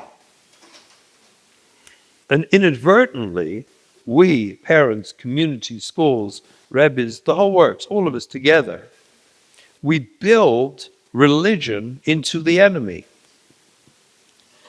not realizing that they're not running from religion, they're running to soothing. disconnect. Now that model is kal v'chomer ben benoi shekal v'chomer. If the source of the trauma was religion, then you're really in trouble. Right. You take a kid that's not following inside with his finger until the Rebbe goes over and says, hold your fingers like this, the fingers that are meant to be following, and hits it with a metal rod, hard. Now just imagine the finger that's meant to be following text is now struck with a metal rod, hard. So unless you have astonishing attachment, unusual development, where one time that happened, and because you're so connected, so now you follow. And everybody else says, the hell with your books. I don't want to have that. I can't. I don't know why. Because no one told him yet he's got ADD or ODD. No one told him he can't follow because he's dyslexic or he has a processing problem. No one told him your disability, your inability to follow is not your fault. No one came over and said to him, don't worry if you can't follow. So It's for him, okay. religion is the source of his emotional breakdown and destruction. Right. So when he's 16 years old, now he's 8, but when he's 16, he's done. What is that? And what's worse is we try desperately till we understand to get him to be religious. Either religion simply interferes with his ability to get to the place of soothing, the place of disconnect where I don't feel like I want to die, or religion was the source of the reason I needed to run to a place of soothing. So giving more religion is simply reinforcing. It's completely crazy.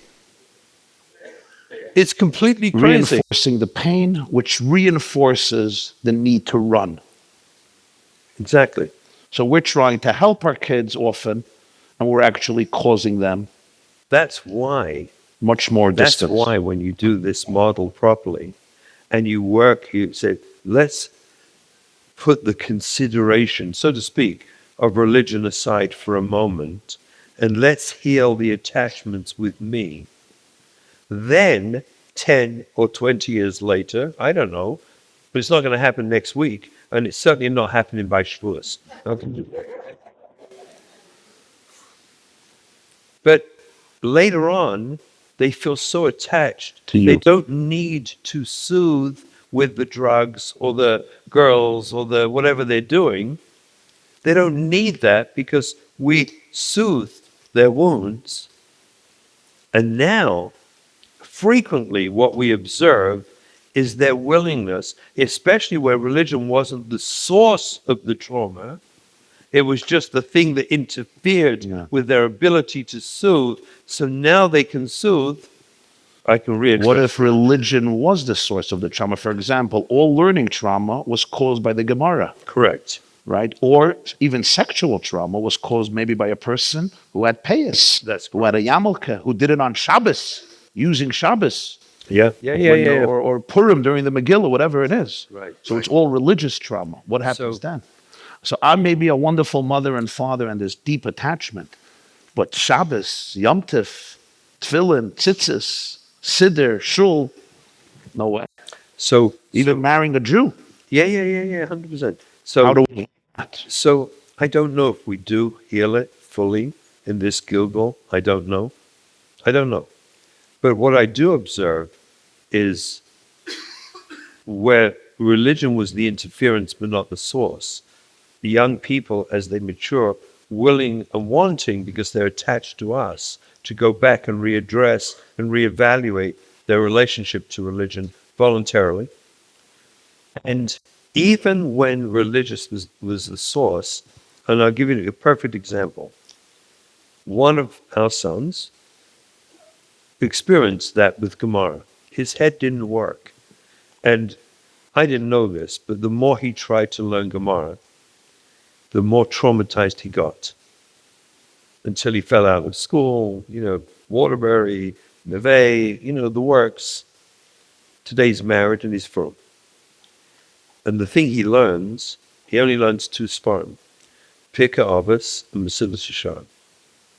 That's what he loves. Both reach him emotionally, both nourish his dveikus with Hashem, but he won't touch Gemara. And I've observed to him, so what? This is your Gemara. This is your Torah. Find your Torah where it talks to La'olam Yilmod Adam Ma Shechafetz Libai. He got traumatized with the Gemara. I don't think he'll ever touch. And you know what's magic? I tell you, this is so crazy. Just 2 weeks ago, one of my sons-in-law told me that they started learning Gemara together twice a week. He's trying to deal with that trauma too now. Twice a week. He doesn't even know I know, I think, right? He does now. Whoops. Whoops. Hi. But he found the thing he found his way back to learning Torah was Pirkei Avos. And he loves Pirkei Avos. And he'll learn Pirkei Avos Toganach. He loves it. So maybe what you're suggesting is that even when religion is the source of the trauma, if there's such healthy attachment, these children could learn that the religion that was communicated to them was horrifically distorted from what Moshe Rabbeinu really gave. And there's aspects of religion, more importantly than the negative, if you don't mind. More importantly than that, what they begin to understand is there's a world of parts of religion that are not related to anything that ever traumatized them, where they can find access and meaning for themselves if we're patient enough never to say it to them. You understand? You can't go back and say, Russell said, so you should be able to find... Start learning Mesilas Yesharim. His son's learning Avos. Can you learn Avos? Like, leave it alone. You have to wait patiently till it comes. But yes, I think that our Torah and mitzvahs is so huge. It has so many aspects, so many facets. There's so many areas where a person can connect in Torah mitzvahs in a meaningful way. It's unlimited, actually. They have gemachs in Lakewood. I remember when they first started, I thought it was so amazing. They started the gemach. That means like this, they had so many gemachs, you wouldn't know what they are. So some bright guy opened a gemach. There was the gemachs. His gemach was to know all the gemachs. So now if you needed to know, is there a gemach? You go to the gemach. That means we got everything. Every gemach goes there. There's every way in Torah and mitzvahs. There's a myriad of possibilities. What they grew up with, many of them, was a very, very limited picture of what it means to activate your Jewishness in relation to Hashem. You want to be related to God? Well, they gave him a very, very narrow picture of how that works. The reality is, it's so huge, it's literally unlimited. La'olam yilmod adam ma shechafetz libai. That's amazing.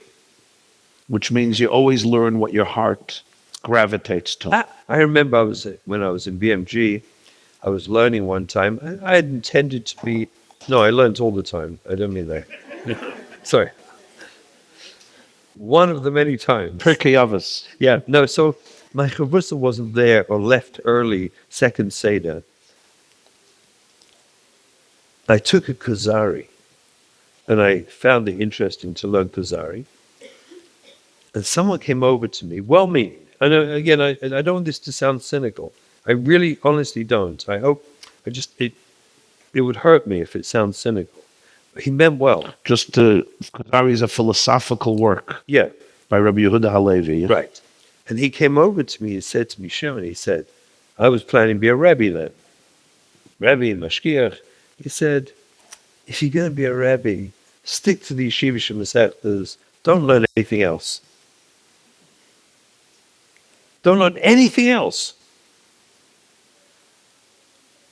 And I remember I shuddered afterwards that I didn't know what it was, but this comment felt so off. Yeah. It felt so strange. I didn't know what it was at the time, but later on, as I matured and developed, I realized how bizarre that was. Hashem gave us this vast Torah of mitzvahs. Probably also very insecure, no? Like coming from insecurity. Probably, for sure. Or judgmentalism. I don't Something, know. I don't know. Again, I don't want to knock the person. I'm being done the cuff schools. He meant Yeah, sincerely. yeah, I'm Want sure. to be a Rabbi, stick to Yeshiva Shabbaton. Don't look at anything else. That's like crazy. In hindsight, again, he meant well. I think what happens with our kids is if we recognize, drop the religious stuff. Why do we say drop the religious stuff? Again, what we're permissive, chas v'shalom. We're trying to heal our kids. We're trying to heal, allow them to heal, and they have to run to various things to soothe them.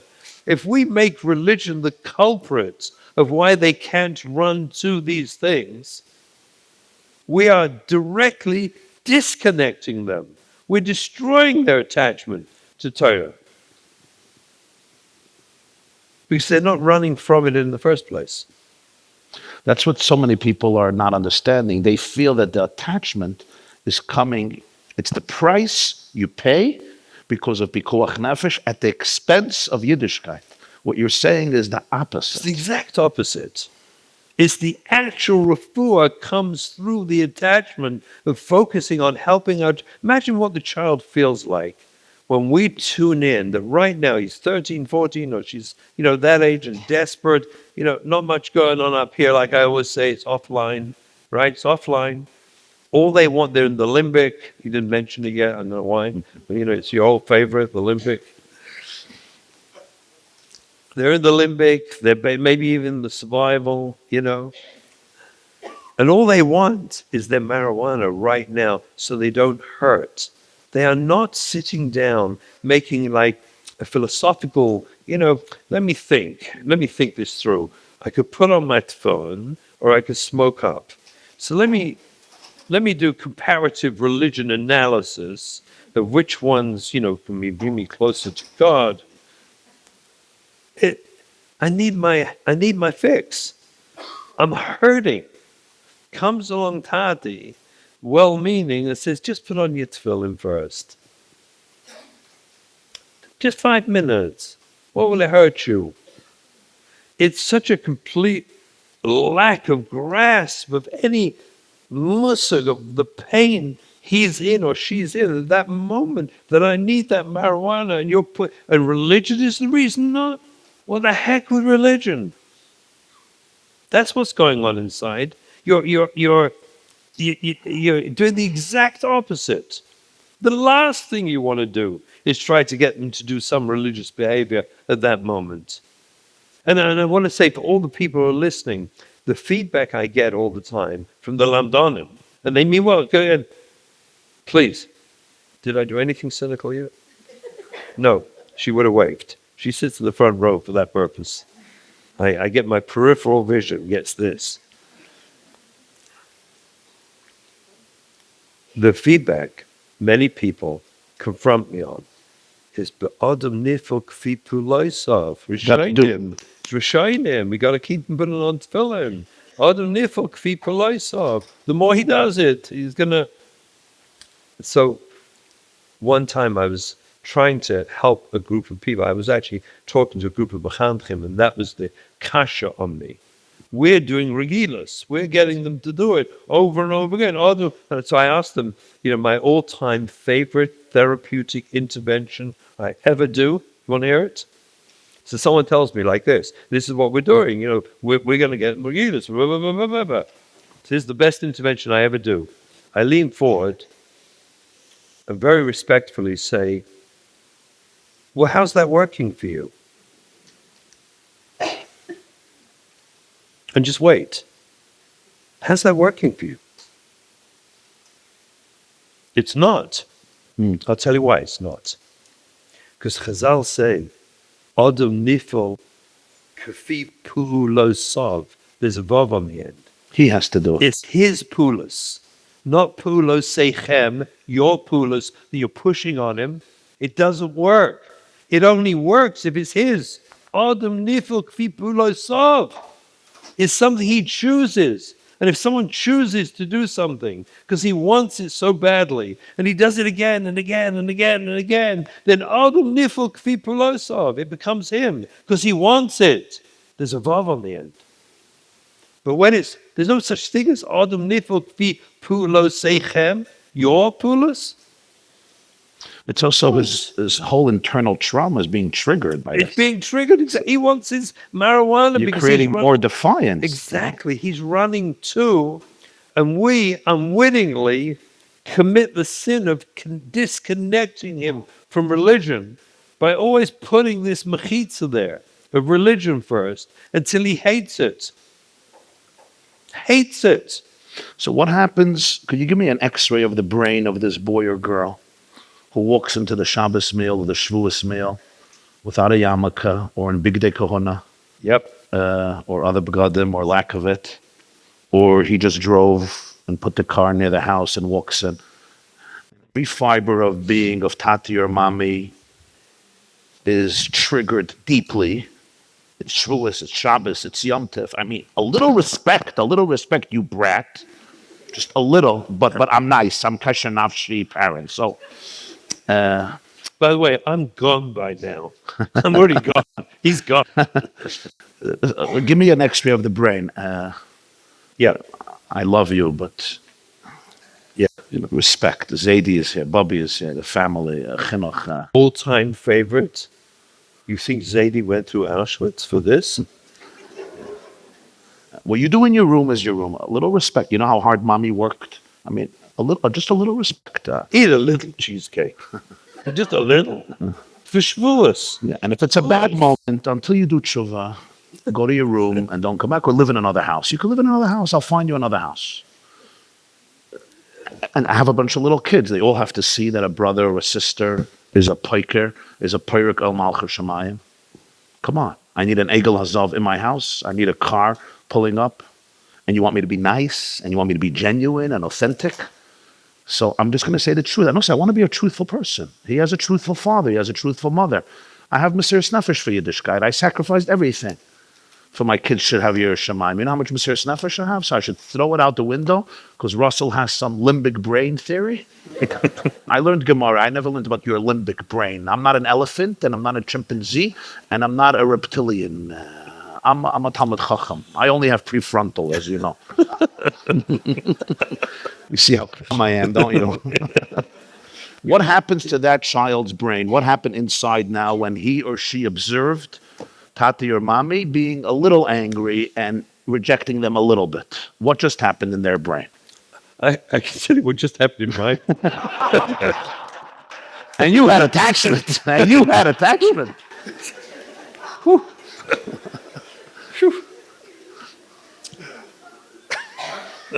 You little. By the way, this is my therapy session. Also. Oh gosh. Not so easy to get a therapy session with your shit. So you'll forgive me, everybody. I hope you're enjoying.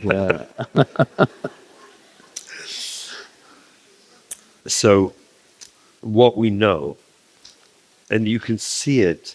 You ever seen the psychotic look on your kid's face?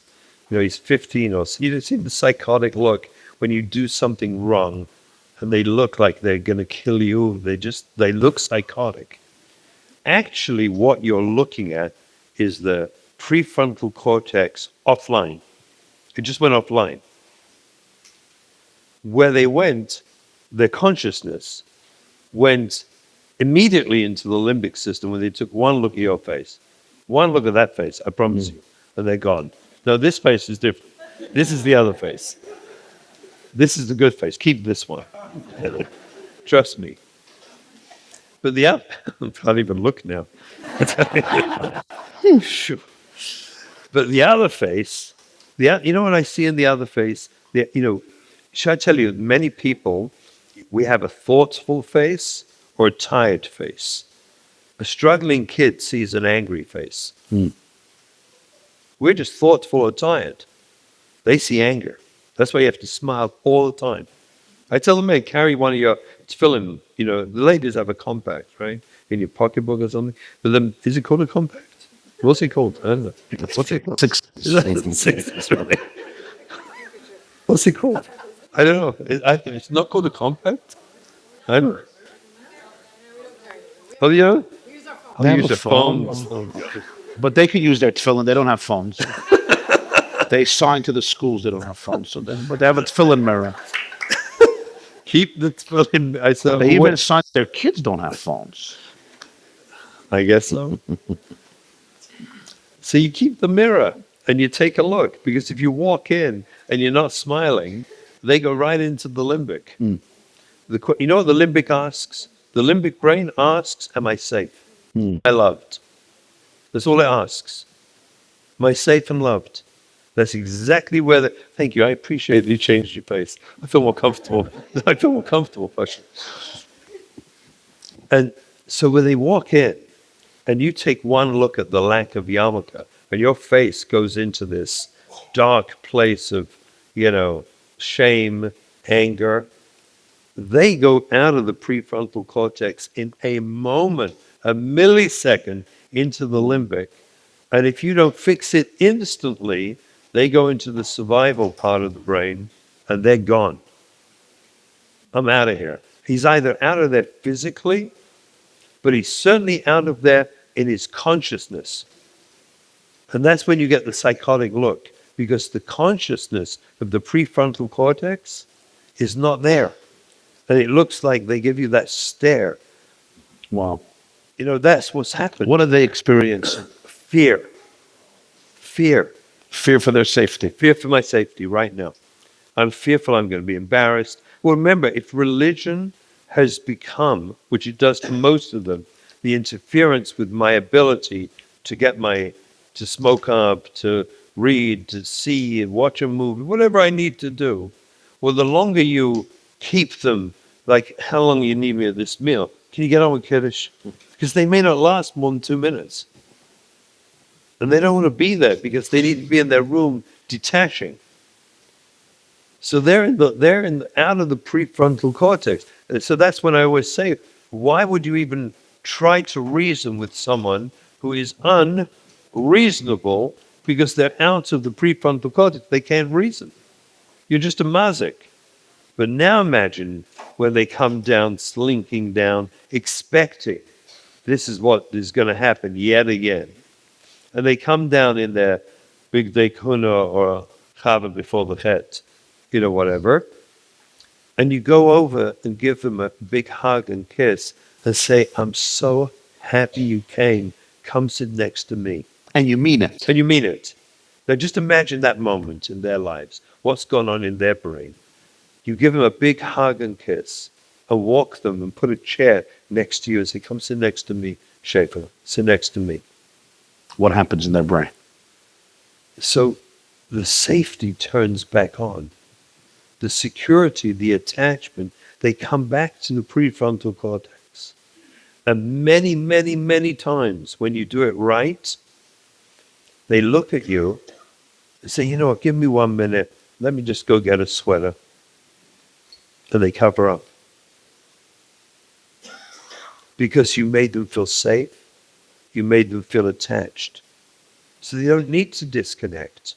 Right now, this moment. I don't need to run to the movie or the smartphone or the marijuana, because the only reason I was running to it in the first place was to feel safe, because I was frightened and hurting, in pain.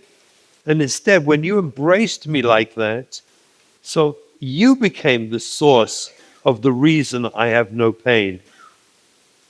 And therefore I want to sit with you, and I don't need that right now. Now, the chances are, once you make Kiddush and you start getting busy with your other kids and they lose that connection, they'll leave. That is not an insult. And what you do is go after them and say, thank you for being here for those few minutes. It meant the world to me. And you let them, go. And maybe I'll stay a little longer. Do you understand what happened? by allowing them to go and thanking them for being there. Again, they don't need that to soothe, because we would understand neurologically what we're doing every time. Do you know there's one synapse that connects the amygdala to the prefrontal cortex? One. It's on off. It's so crazy when you understand this. It's on off. And so you could turn the kid in a moment with genuine, authentic love and connection. And I'm not going to stop you. I'm not going to ask you to stay. I'm not. Go, gesundheit. I just want to thank you for being here. And in that moment of that love and acknowledgement and acceptance, full acceptance that you got to go, I understand, they actually hesitate about leaving. Because again, you put them back in the prefrontal cortex. And they want to stay because they feel good being with you.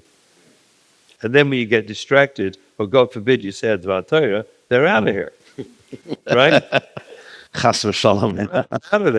That's when I developed Thursday nights by me for 20 years was the most serious work. My learning on Thursday nights were trying to craft Divrei Torah that didn't sound like Divrei Torah.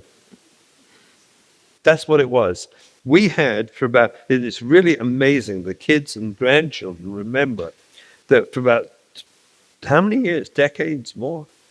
10, 15 years, here was my Dvar Torah at the table. 3 boys went to play baseball. That was how I started for about 15 years, the Dvar Torah at my Shabbos table. 3 boys went to play baseball, and everybody was completely looking forward to what was coming next, because it was always a story about how they got into trouble and someone broke something or someone lost something. And the question is, do you think he has to pay for it? It was a grammar. I didn't go into the language of grammar and Zeke, and I didn't do that at all. It was just a story about, but they were wild. They went wild. Oh my gosh. We had debates at our table like Pumpadisa.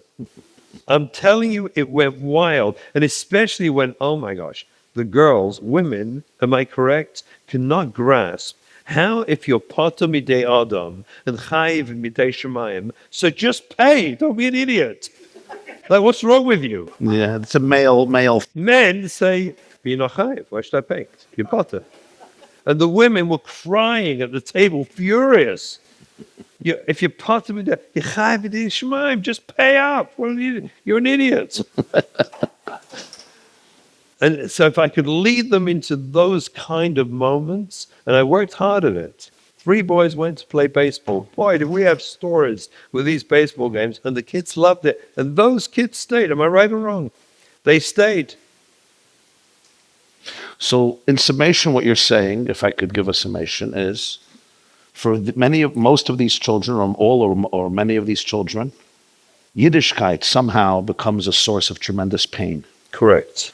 And therefore, in their own mind, their healing, their soothing, their survival, their comfort is by detaching from Yiddish. Remember, it's not just the source of pain, it's the interference with their ability to soothe go themselves to the place they want. Because if it's Shabbos, and I need to soothe right now. So Shabbos says I can't. So Yiddishkeit is the enemy of survival. At that moment, that's right. Now, Tati and Mami has to choose. Do we join the enemy force? Very good. Or do we become an alternative? Say this again. This is it. Say it again. It's so good. Yiddishkeit somehow has become the enemy, either because it's the source of my trauma, or it's certainly interfering with what I perceive as survival. What I need to do right now to survive. Now, Tati and Mami have a choice. Do we join the enemy? Yiddishkeit. We're Jews. We're from. We're Shemet Torah Mitzvah. In other words, my mother and father are also the enemy. Well, at that moment, I allow my Yiddishkeit to leach into interfering with their ability to take and do their thing. Then yes, Yiddishkeit becomes the interference. And we're part of that. And we're part of the enemy. We're part of the problem. Which is why it's so amazing when we understand this, we get this, it's so clear to us. Do you understand how this is not there for permissive because they just need this, and nebuch me, I got to give it to them. It's strategic. It's It's strategic. lechatchila, not b'diavad. That's right. I'm going to strategically, help them and encourage them, because by doing so, the religion is off the table as the interference. Yiddishkeit doesn't have to be the enemy. It's not. And That's Tati right. and Mommy are part of the solution rather than part of the problem. Correct. Like, take the obvious case. Safim kuf nefesh. The obvious case. And your child needs something right now and could kill themselves if you don't help them. And you help them and give them money for marijuana so they don't have to go downtown. And God forbid how so many girls I met who went downtown and had to give up their bodies to get drugs because I didn't give them the money for it. And they found out very quickly they could sacrifice their body to get the drugs. And the drugs is just to keep safe. Do you understand? To soothe my pain. And they'll be even willing to do that. And imagine if at that moment I facilitate that instead. I become the champion of survival. The source of attachment becomes the source of caring and love and understanding intuitively. And our kids went through, whether smoking or drugs, and all gave it up on their own, without rehab, without 12-step work, without anything. They gave it up.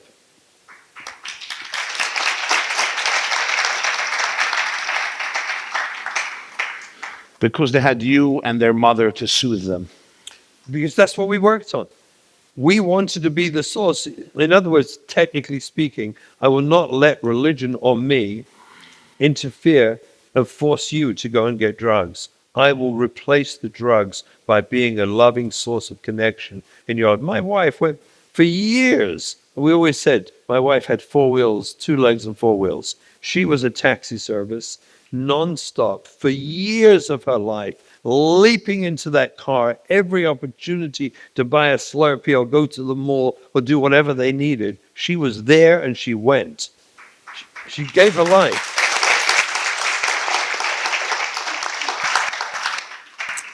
And there wasn't a question, it wasn't a doubt, it wasn't a suffix. She was gone, ferrying them, taking them, going, doing, buying, whatever they needed, so that she became the source of their love and connection.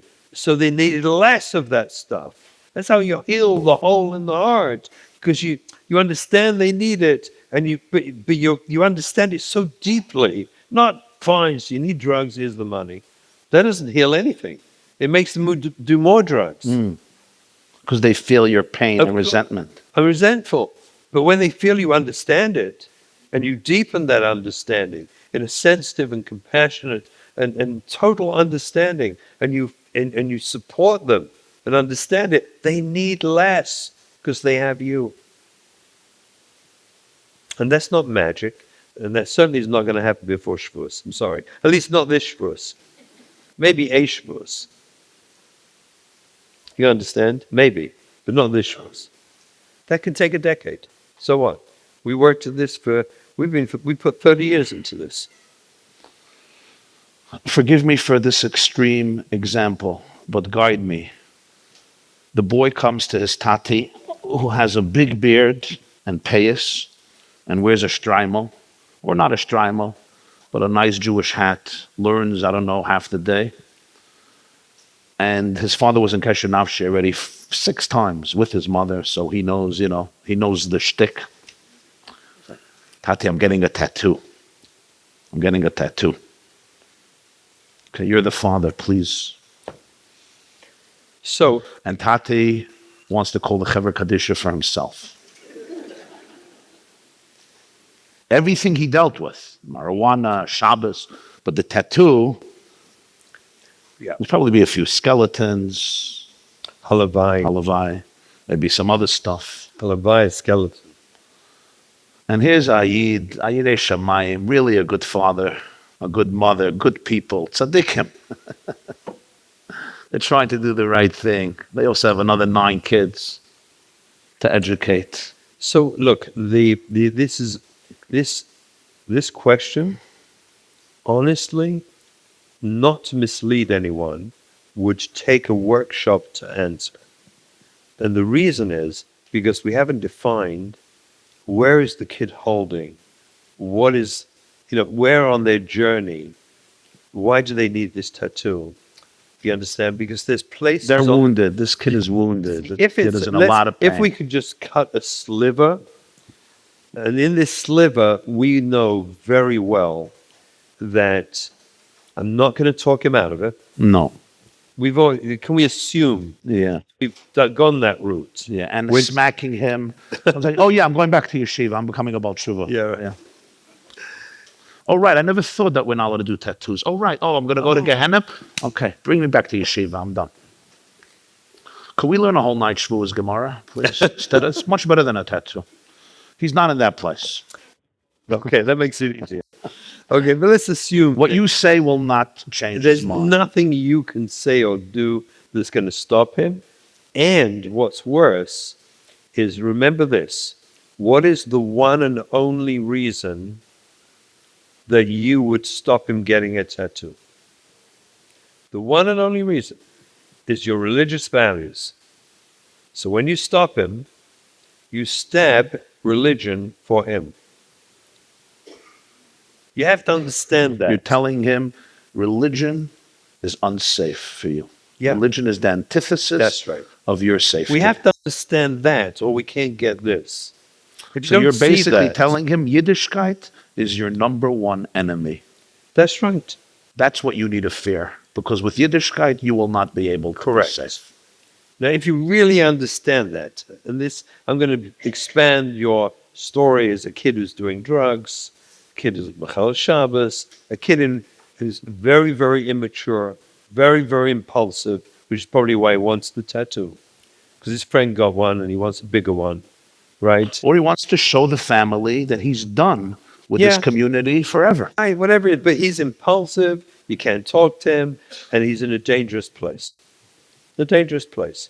Where do you think this, you see, before we even analyze this, I said he needs a workshop. What do you think is going to happen with this kid if you say no? So it's partial that he's going to hate religion more, because he knows it's not because you can't afford it.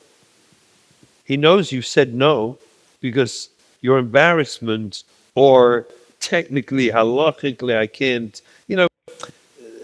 it's very unlikely that you don't want him to have a tattoo is not coming from embarrassment and shame. Very unlikely. So I'm embarrassed and shame and angry about religion, because you're throwing away my religious values. And all that kid's feeling is that, where is he going to go with those feelings? Imagine what's going to be with this kid if that's how he walks out after he said, Tati, I want a tattoo. What's he going to, where's that going to take him? Those feelings of estrangement, anger at his father, his shame and embarrassment stops me getting my tattoo, I look at it and I feel healed, I feel soothed, I feel disconnected to my trauma and pain when I look at my tattoo. And you're taking that from me because of your busha and your religion. I hate you and I hate God. That's the place he goes to. And that can be a very, very dangerous place for him. It's funny, we talked about this last time, and I had very unusual feedback. Someone sent me an email this week about my answer to you last time about this question. But I'll give the answer first. And the answer is, imagine when we say to him, come, no problem. You sure you need it? Yeah, I absolutely want it. You've gone there, you've done that. And you take him. I told a story last time, a true story of a father who took his kid on my advice. When his kid wanted, they tried many, many times to talk him out of it, and explain the consequences, and blah, blah, blah, nicely, respectfully. But the kid came back and he made his decision. He has to have his tattoo, and he's in a very bad place. The father took him. This was in Israel. And the father went into the tattoo parlor with him. He wanted him to actually choose it with him. Yeah, and he did. While it was being done, The guy, the ponytailed tattoo artist, stopped for a moment, turned to his father, and very emotionally said, I wonder if I'd had he said to the boy rather, I wonder if I had a father like yours, maybe I'd still be from. Wow. Yeah. Wow. A father came over to me and he said he has a dream of making such a Shabbaton for teenagers who have left Yiddishkeit. He asked his daughter, who's struggling, and she said, of course I would come, as long as no fathers are there, no mothers are there, no rabbis, just us to have fun. And he wants to do it. And here's the question. If you now were not speaking to this crowd, but you had in front of you 600 16, 17, 18, 19, 20-year-old boys and girls who are deeply struggling with Yiddishkeit, with their community, with Torah mitzvahs, etc., and you could speak to them for between 3.5 and 4 minutes. Maybe they'll give you 40 seconds if you're lucky. What would you tell them? You're not speaking to their parents. I do. You're speaking to them. I'll tell you exactly what I tell kids. And they're all dressed in the pristine mode of humanity before we sinned.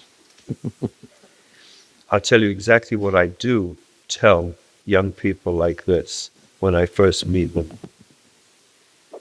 And I tell them I'm embarrassed and ashamed for what we did to you.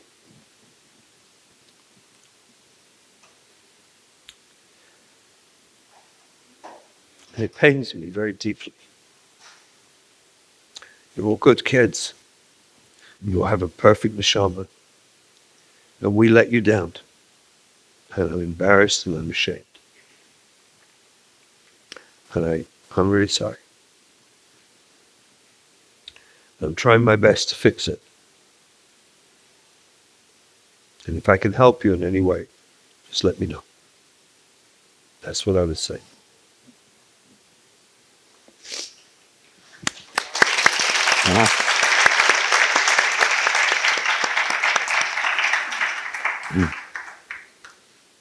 We don't realize, we don't have, these are precious neshamas, like anybody else who so desperately need us, so desperately need our attachment to them, our connection to them.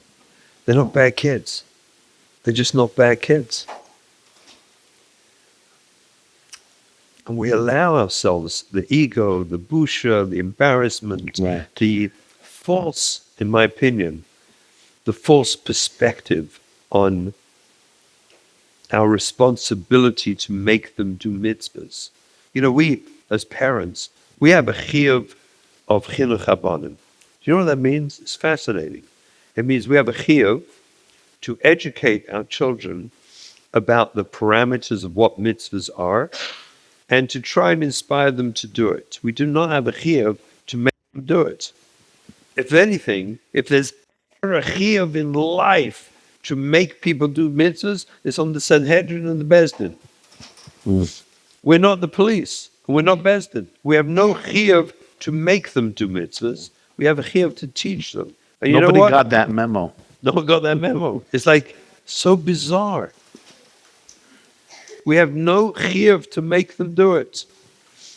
And in the zeal to make them do it, we undermined their attachment with it. Yeah.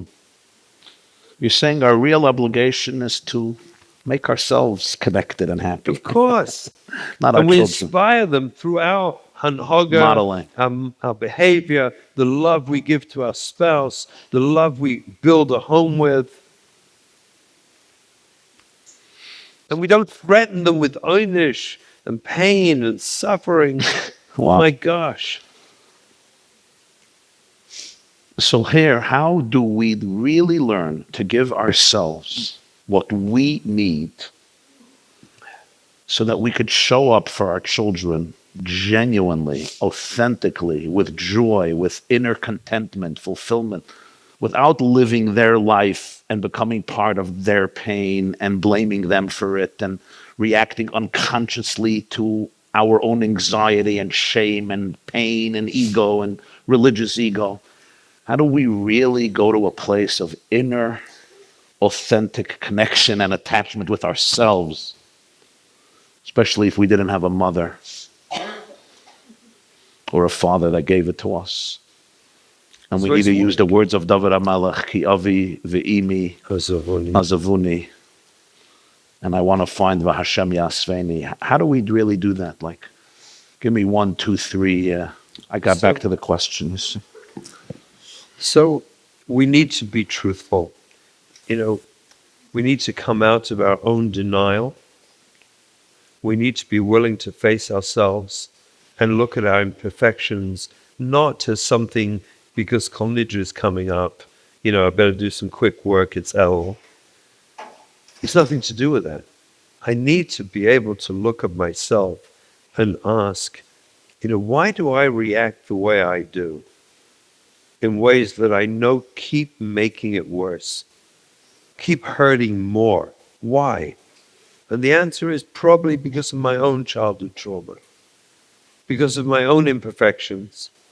And I have to commit myself to a genuine, honest journey of my recovery, where the dogish is not on my kids fixing them, the dogish is on fixing me. And let my kids witness that. Let them see. How many of our kids, when they got married, the kids, when they get married, they write you this beautiful letter, it's just something special before, and they thank you. All our kids wrote in that letter,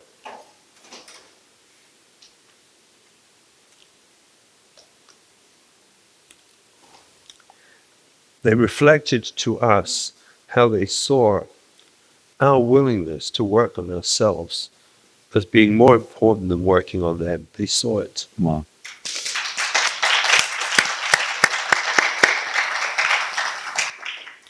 We're all imperfect. We're not bad. We have to dissociate the word and concept of bad from imperfect. Being imperfect doesn't make you bad. Acknowledging your imperfections makes you heilig. We have to allow ourselves to go on a genuine journey of looking at our own childhood traumas, finding people who can help us with it, work out if it doesn't work this way, find another way, but keep working until you heal it. Find a place where you have to get to a place where you stop hurting people you love. You take control. It says, Yesh tikva lachrisom, v'shavu banim legvulam. There's hope at the end of days. The children will come back to Eretz Yisrael, will live there together. I say a little different pshat. Yesh tikva lachrisom, after all the struggles of lives, ours and our kids, we go through struggles. We're fitzarsed. It's hard. Yesh tikva lachrisom. What's the hope at the end? V'shavu banim legvulam, that the children, we, will return to our own self-imposed boundaries and self-control. Be able to take control of ourselves so we stop hurting people. So we can love people and love our children. We will take control of ourselves. That is the only hope that Mashiach will come at the end of days, that we take control of ourselves. Shavu banim lekvulam, our self-imposed boundaries. That's the place. We have to get there, where we can take control of our facial expression, body language, tone of voice, what we say, so that our children will discover they don't need to run to something to heal, because they can actually stay with us and heal there. That's the answer.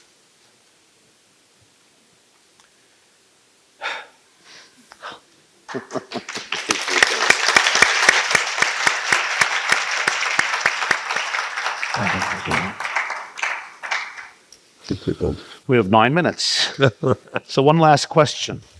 Is it possible that sometimes a mother or a father experiencing so much pain from one child, 2 children, 3 children, maybe more, and they're walking around with this intense, painful experience constantly, father, mother, both of them, and it sits in them, and it's genuine, they're good people. But is it possible that a lot of their pain, which they're blaming on their children's lives, is really their only way of discovering that this is really their own unresolved pain. They are miserable deep inside. They never dealt with it, but they don't have the courage or the know how to say, I am in so much pain. So somehow my child's journey and pain becomes the fake container for my own unresolved pain. And that's where I really have to go to. Nobody, listen to this, Clow. Nobody was ever angered into agreement. You can control through anger. You can't make someone agree with you by being angry with them. And if every time you try to interact with your child, it's coming out through your pain or anger, you know you need help. You have to. It's your chayv kaddish. It's probably the most holy thing you could do in your journey in this world is to deal with that source of your pain. It's more heilig than putting your tefillin on in the morning. One of my clients asked me something interesting. Tell you a very interesting thing. Maybe we can finish with this thought. It's me. Kind of off the record. It was interesting. The session was over. You know, that kind of, all therapists, you have those moments. And this client said to me, do you have a focus every day? Like, of how you think about your life? It's an interesting question. And I told them I did, actually. I told them that when I get up in the morning, I ask Hashem for help, that I won't hurt anyone unnecessarily today. Can I get through the day without hurting anyone unnecessarily? I understand in therapy sometimes I challenge and it's going to hurt. I get that. But can I just get through the day without hurting anyone unnecessarily? That's it. That's how I boiled it down to that. Fascinatingly, this person sent me a photograph or picture, had a picture of the Chazon Ish saying that the greatest avodah anyone can do in this world is to try not to hurt anyone. I think if we recognize, what I'm trying to say is, in our avodas Hashem, let's take it out of a technical, therapy, mental health issue to help my struggling kid. I got to work on myself and go to therapy and learn about my reactiveness, my trauma, and, not approach that question or issue from a mental health position, but shift into a place of the most heilig avodas Hashem, more heilig probably than any mitzvahs. It could be, if I'm right, the Chazon Ish said that too, that it's more chashuv than all mitzvahs, is to reach a place of your own self-perfection where you don't hurt anyone. Because imagine what our children will be zeicha to when we create that in who we are, so that we can repair those attachments, connect them to us, and change their destiny and ours forever. I argue it's avodas Hashem of the highest level. There is no higher level. Why do you feel it's holier than tefillin and it's the highest level? Because it brings us to HaKadosh Baruch Hu directly. It's Dov Kabbai. It's going to bring us there. All mitzvahs, the Ari Kaddish says, they're eitzahs, how to get there. This is the pinnacle of all the eitzahs. Dveikus, Attachment. To reconnect, to connect to Hashem in a humble way. There is nothing higher than that. So the kids gift us this, because if we don't do this, we can't connect with them. I mean, what a holy thing. This is the way to come to Shavuos and Kabbalah. So you're saying attachment with Hashem really means true attachment with self. With self, of course. True attachment with all your parts, with your core, experiencing gratitude for every moment of life. And only then can you show up for your children. That's right. Only then can you show up for your children. Only then can you have an authentic journey in your Torah mitzvahs and Dveikus B'Yisparach. Only then. Thank you. You're welcome. This class is brought to you by theyeshiva.net. Please help us continue the classes. Make even a small contribution at www.theyeshiva.net/donate.